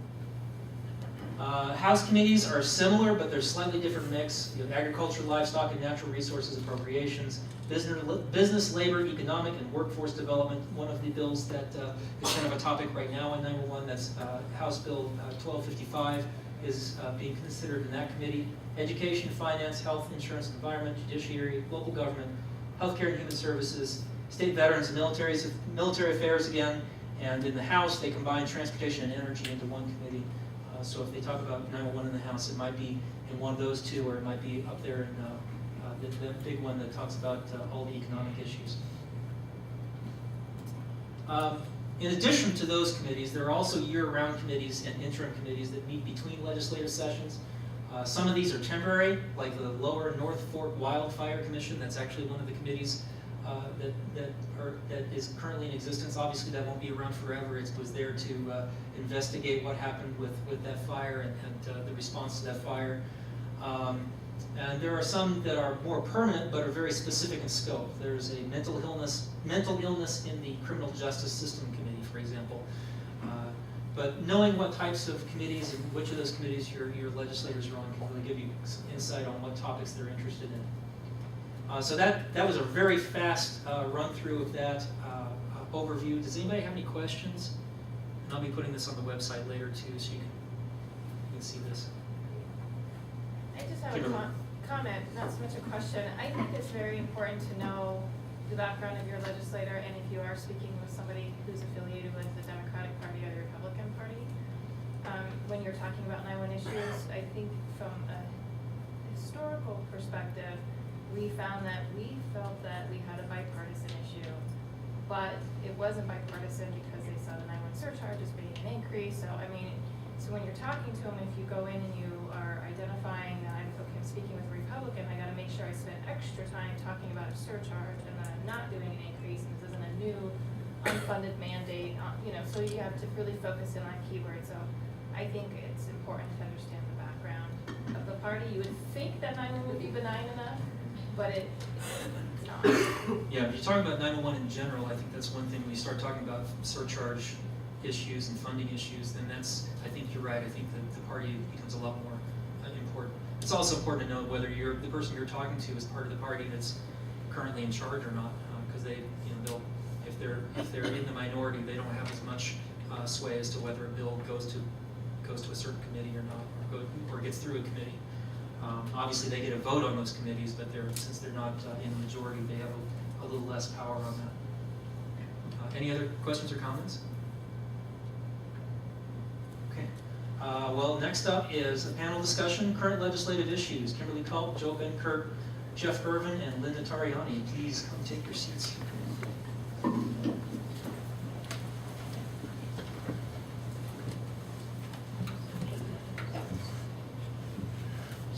Squeeze through.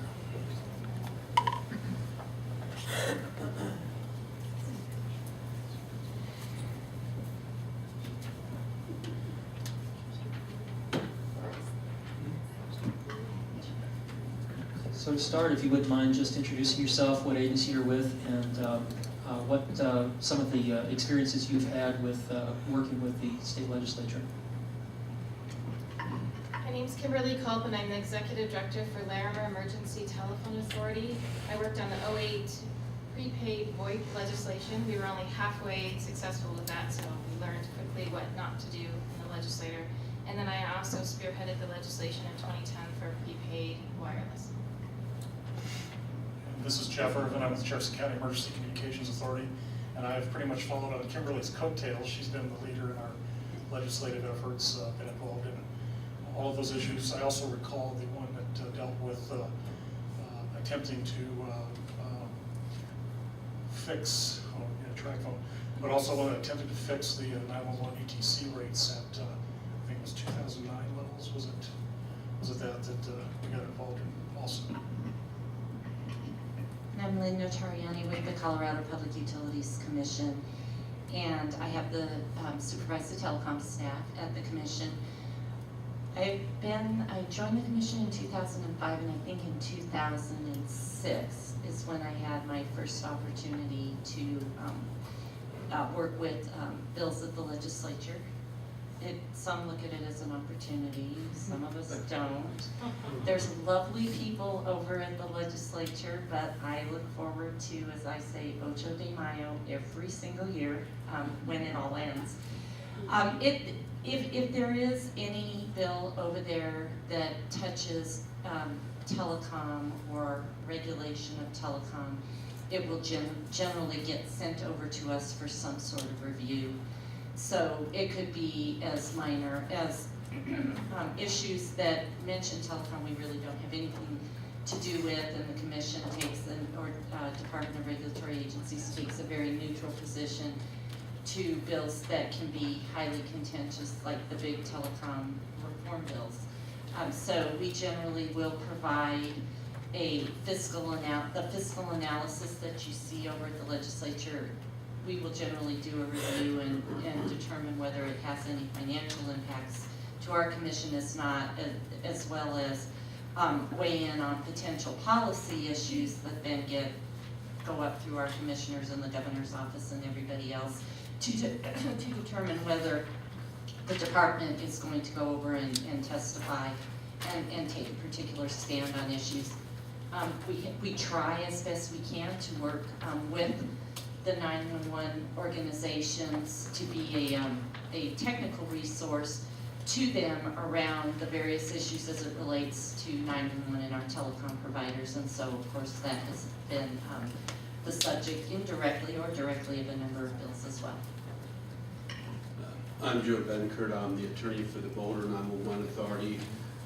When these bills come out that concern or might affect 911, I usually work together with the authority, the attorneys for other authorities, in evaluating the bills and what their effect might be in drafting amendments to the bills. A lot of time our amendments will be accepted, and then when we get back the amended bill, they've been tweaked so that they have the same impact on 911. And we have to again work on amending the amendments and trying to get changes that will fix the problem again. I've testified against a number of the bills. I sometimes play the role of problem thrower to try and get attention. Met with and communicated email legislators and representative of the governor's office to try and bring to their attention the impact of Bill 911. Unfortunately, it seems like industry has a whole lot more pull with legislators sometimes, perhaps because they have professional lobbyists, whereas we're, I think, a lot of times playing catch up and catch as catch can because we don't have our own lobbyists. But I assist with that educational effort. Just to let you know, there are some handouts that are being passed around right now. Those handouts are actually ones that Joe created and provided for us. Thank you for that, Joe. I need to let you know that because they do take a position on one of the bills, and the Resource Center has not taken a position on any outstanding bills right now. So those are for your educational purposes from Joe Benkert. And since that bill is mentioned in one of your handouts, Joe, maybe we could just go ahead and start with that, and maybe you could kind of talk about what's in those handouts and why you feel that information was important for the group. The bill that we're concerned with is HB 1255. Last year we had HB 12157, which was a much larger bill, but was intended to fully deregulate IP-enabled services and deny PUC regulation or regulatory authority over IP-enabled services. Next generation 911 uses IP networking, and so it'd be considered an IP-enabled service.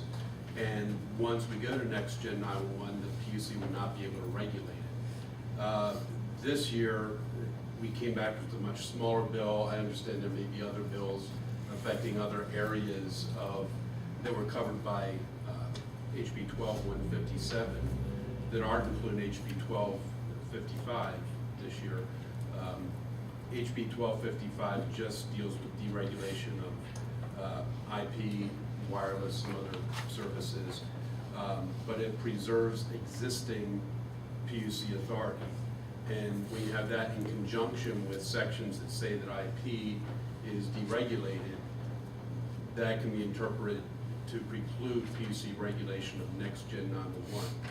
The problem with not having PUC regulation is it would then put in a situation where the only control that authorities could exercise over 911 services would be pursuant to contract, and the only negotiating bargaining power that an authority would have would be to say, no, we're not going to accept 911 calls delivered by you. And Brexit doesn't think that's a practical solution. Is really much bargaining power that we really could be in a position to refuse to accept 911 calls, which means essentially that we would not be able to require that people providing what are now BESP services, delivering calls to 911, have redundant, diverse facilities, price their services reasonably. I think in the past we'd always assumed that if there was competition for basic emergency service, it would be that you would have different BESPs competing to be selected by a county to deliver all the 911 calls originating within that county to the PSAP. However, a few years we had a company called Next Gen Communications, which is a subsidiary of TCS, come in, and they proposed to only deliver calls from Comcast and their other customers for whom they manage 911 compliance to the PSAP, which would mean that we'd have to have CenturyLink delivering some 911 calls from authority. We'd have Next Gen delivering other 911 calls from within our jurisdiction. We'd probably have Intrado and Broadband delivering their carrier customers 911 calls. And if you have 3 or 4 companies with 3 or 4 sets of facilities delivering the same number of calls, your costs have to go up. And the deregulatory model doesn't fit 911 because in the deregulatory model you have competition that lowers costs, you have volumes of traffic go up. We only have one customer for 911 calls in each jurisdiction. That's the 911 authority who has to pay for the calls, and price doesn't affect whether or not someone makes a 911 call. It's whether or not there's an emergency. That's my not so well organized elevator speech.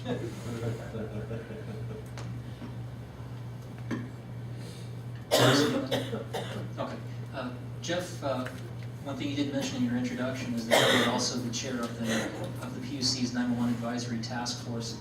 And at the task force's last meeting, the voting members voted unanimously to to write a letter saying that they oppose the bill unless amended, correct? Correct. Speaking of this House Bill 13-1255, the voting membership that was there, that the majority elected for the task force to go ahead and issue a letter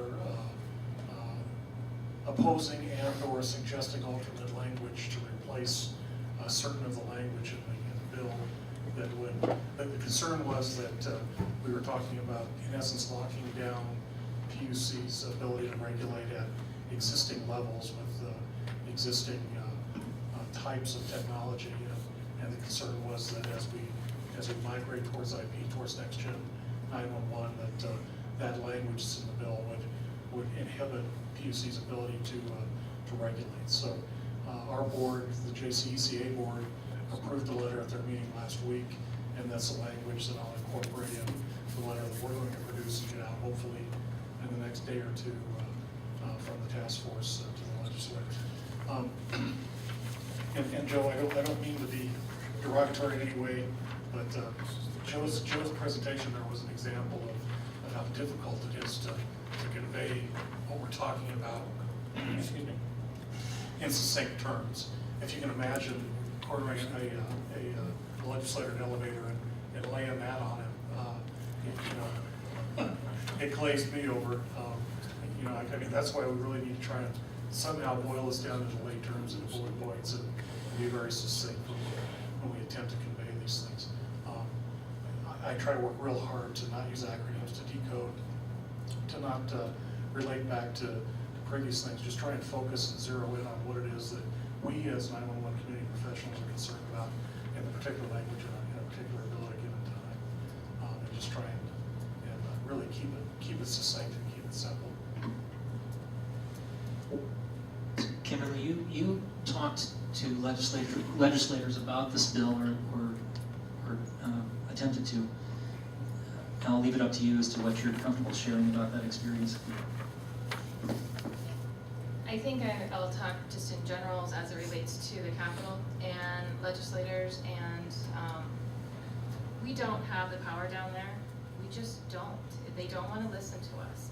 And they listen to professional lobbyists, and I think we need to understand that. We do, we stay on top of the issues, which is great, but if they don't want to listen to what our concerns are, we need your help to mobilize you. We need your voices and your faces and your uniforms to be there with us when we're trying to oppose a bill. We did work on language. We have this great language. We put it on at the task force, and I received a phone call at the end of business yesterday from one of the stakeholders behind the bill telling us, well, we've got opposing language that we're going to go ahead and get over to the sponsor of the bill, and we'll be in touch with you. We gave them language. We worked hard on that language that's going to protect 911. Why wouldn't they adopt that language? It's kind of the game, what happens down at the legislature, and unless you have that relationship with your senator or your House representative, we can't text them and say, no, don't listen to that bill, listen, or that language, listen to our language.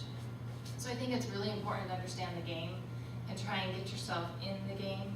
But when we have a situation when a bill goes up to committee for hearing, we need you there. If we're going to oppose it as a group, we can go and testify against it, but when we call upon you to be there or you to help us or send letters, that's when we really need you to get involved and to assist us, because we are strong in numbers. And if they ignore us all the way through, then if they see 50 of us there signing up to oppose the bill, it's going to be a little bit more difficult for them to oppose all of us. Have you made the administration aware of your concerns?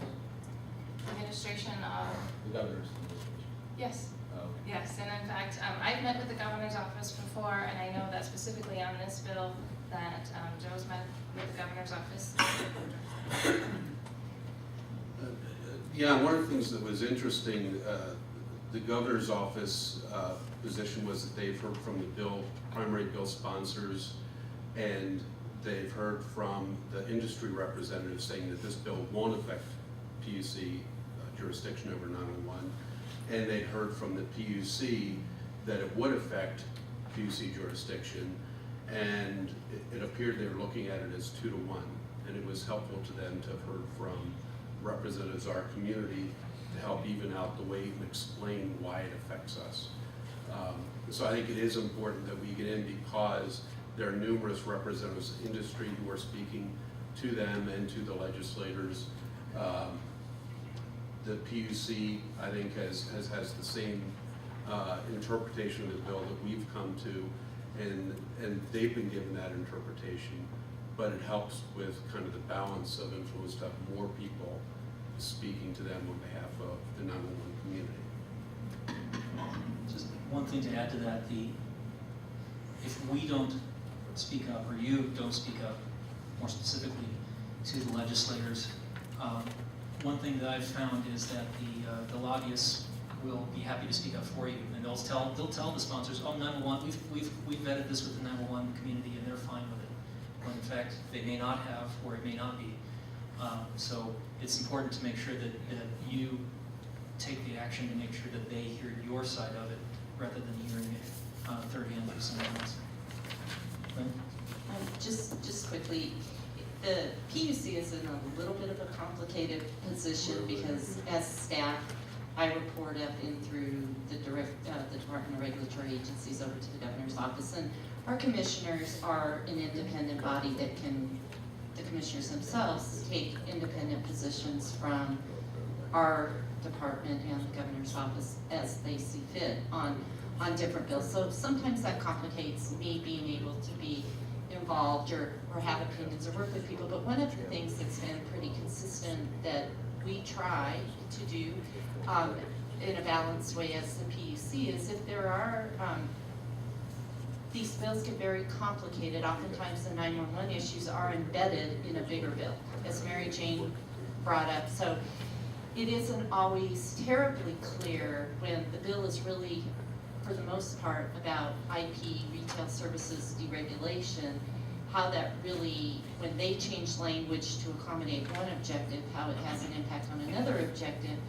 And so we try and serve as a resource to whether it's the carriers, the telecom providers who have questions of us, the governor's office, you all, to say, okay, this is kind of how this fits in with these other sections of the bill and how we interpret it or how staff sees it. And we'll generally be clear if it's not a commission position that this is how staff is interpreting it. But always feel free to come to the PUC as a resource to help get through the different sections of the bills and as they relate, because that's one of the areas we feel like we can be of support.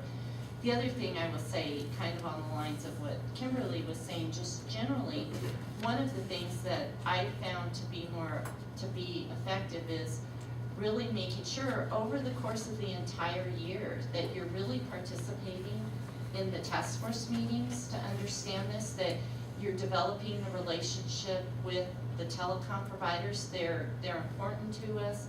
They're key to us. The more people understand and know each other, the more inclined everybody is to be transparent and forthcoming about what the issues are and can there be a meaningful solution. And if the telecom providers have another objective they want to accomplish, the best opportunity we're going to have is if we have that good working relationship all year long with the carriers to be able to discuss it.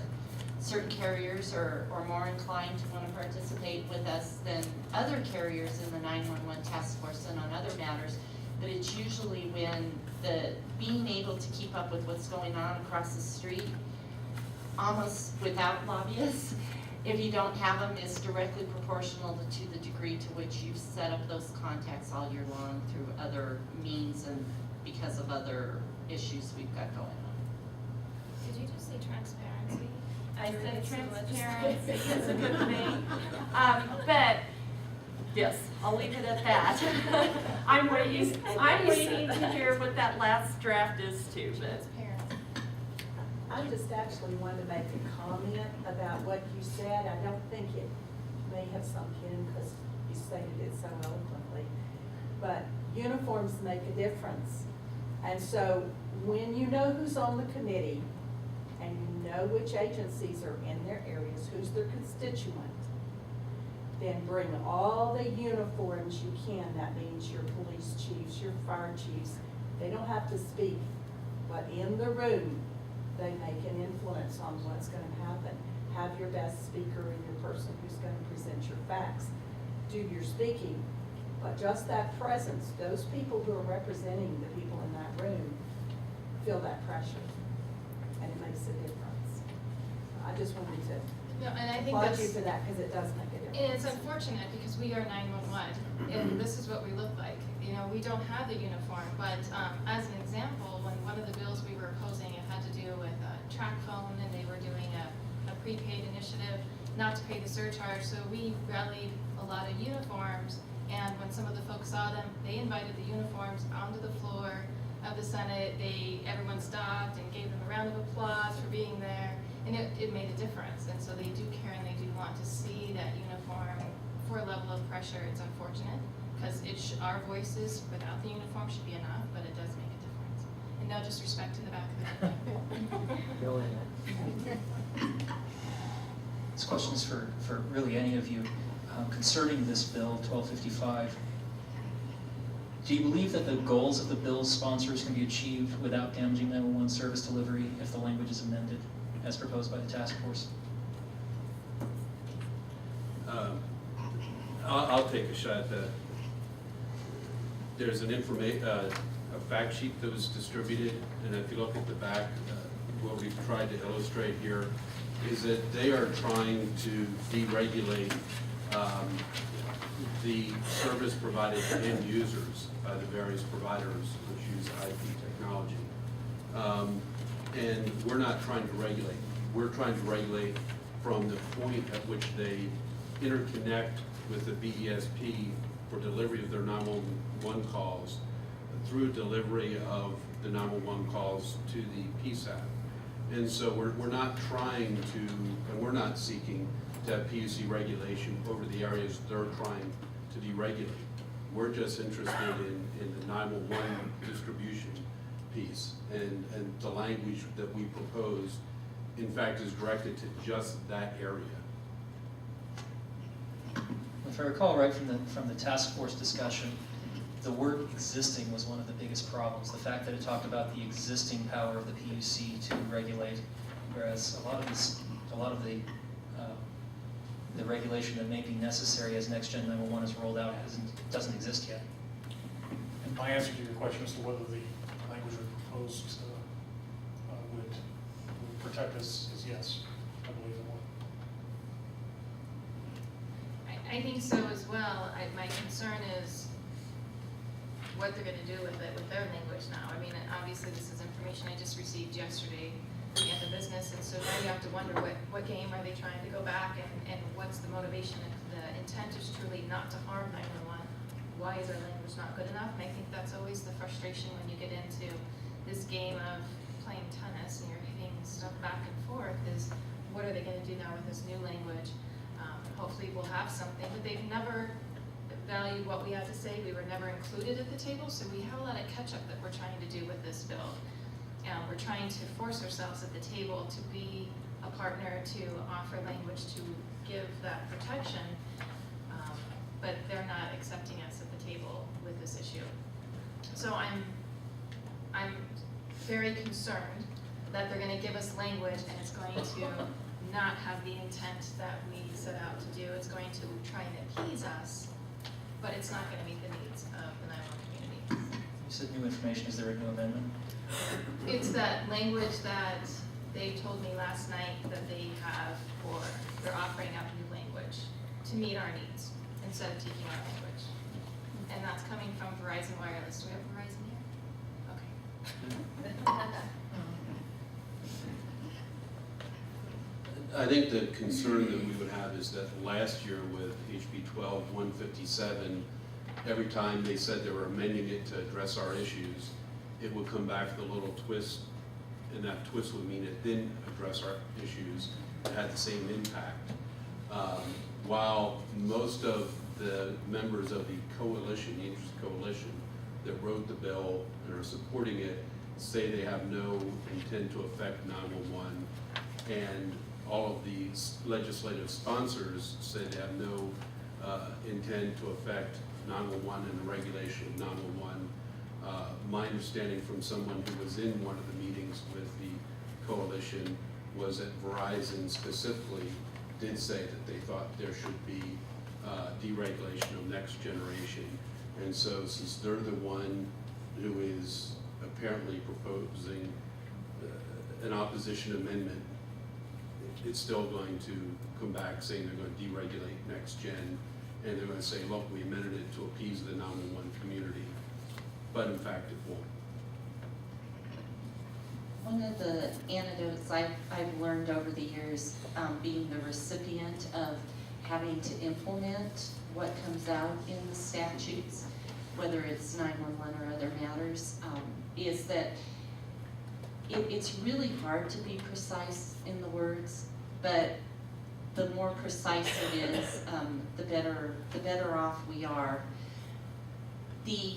Whether it's intent or discussed at a hearing, or even in a legislative declaration or a policy statement that ends up in the statutes, that isn't the wording that gives the implementing bodies, whether it's the PUC or you all, the direction of what we have to live with. And so you go back to the very language of what it says you have to do, and if it's unclear, even though it was intended, at best that means that you're probably going to end up in either some sort of PUC hearing and it being debated there or somewhere else that best case costs money and takes time.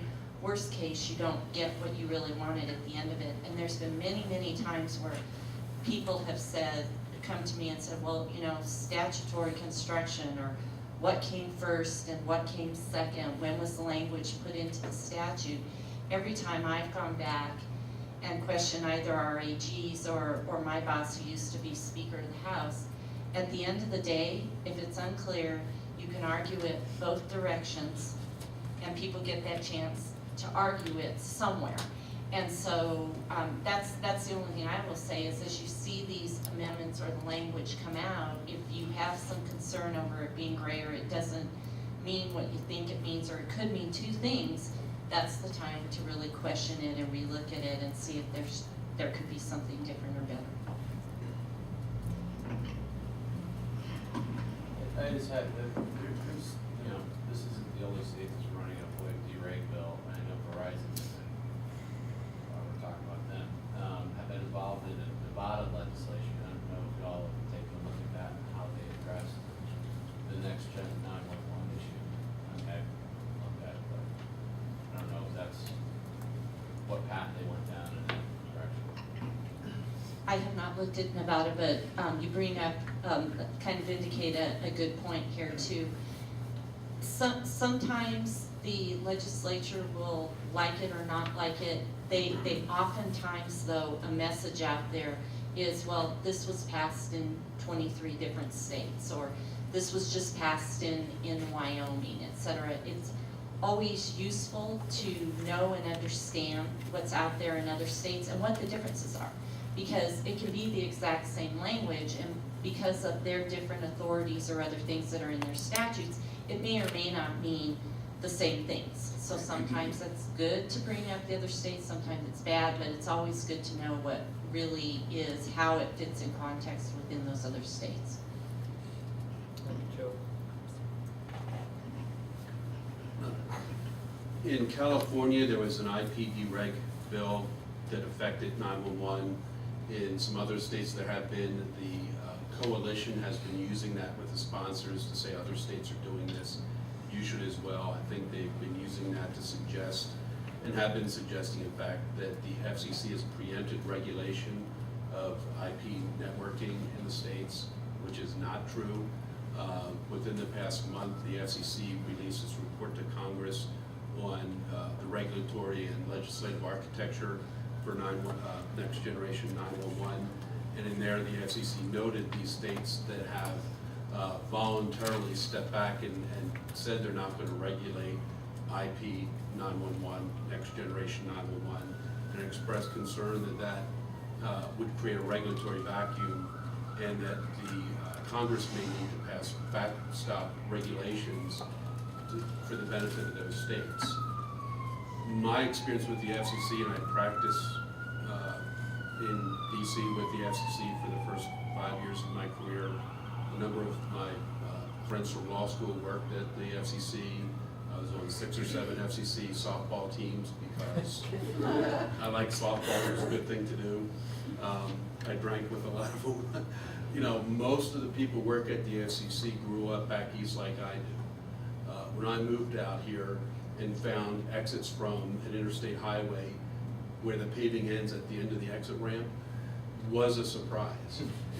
People at the FCC, their mindset is of that northeastern metroplex where you're always within a mile of 100,000 people, and they don't understand the environment that we live in and that we provide services in. And I don't think that it's a good thing to have them be the one relying on provide backstop regulations for Colorado.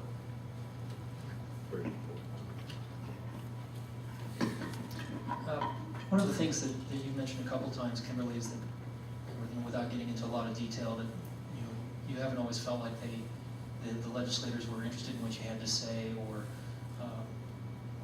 we're very receptive to hearing from you. What are some ways, and this is a question for all of you, what are some ways that you can think of that we might be able to improve our relationship with state legislators?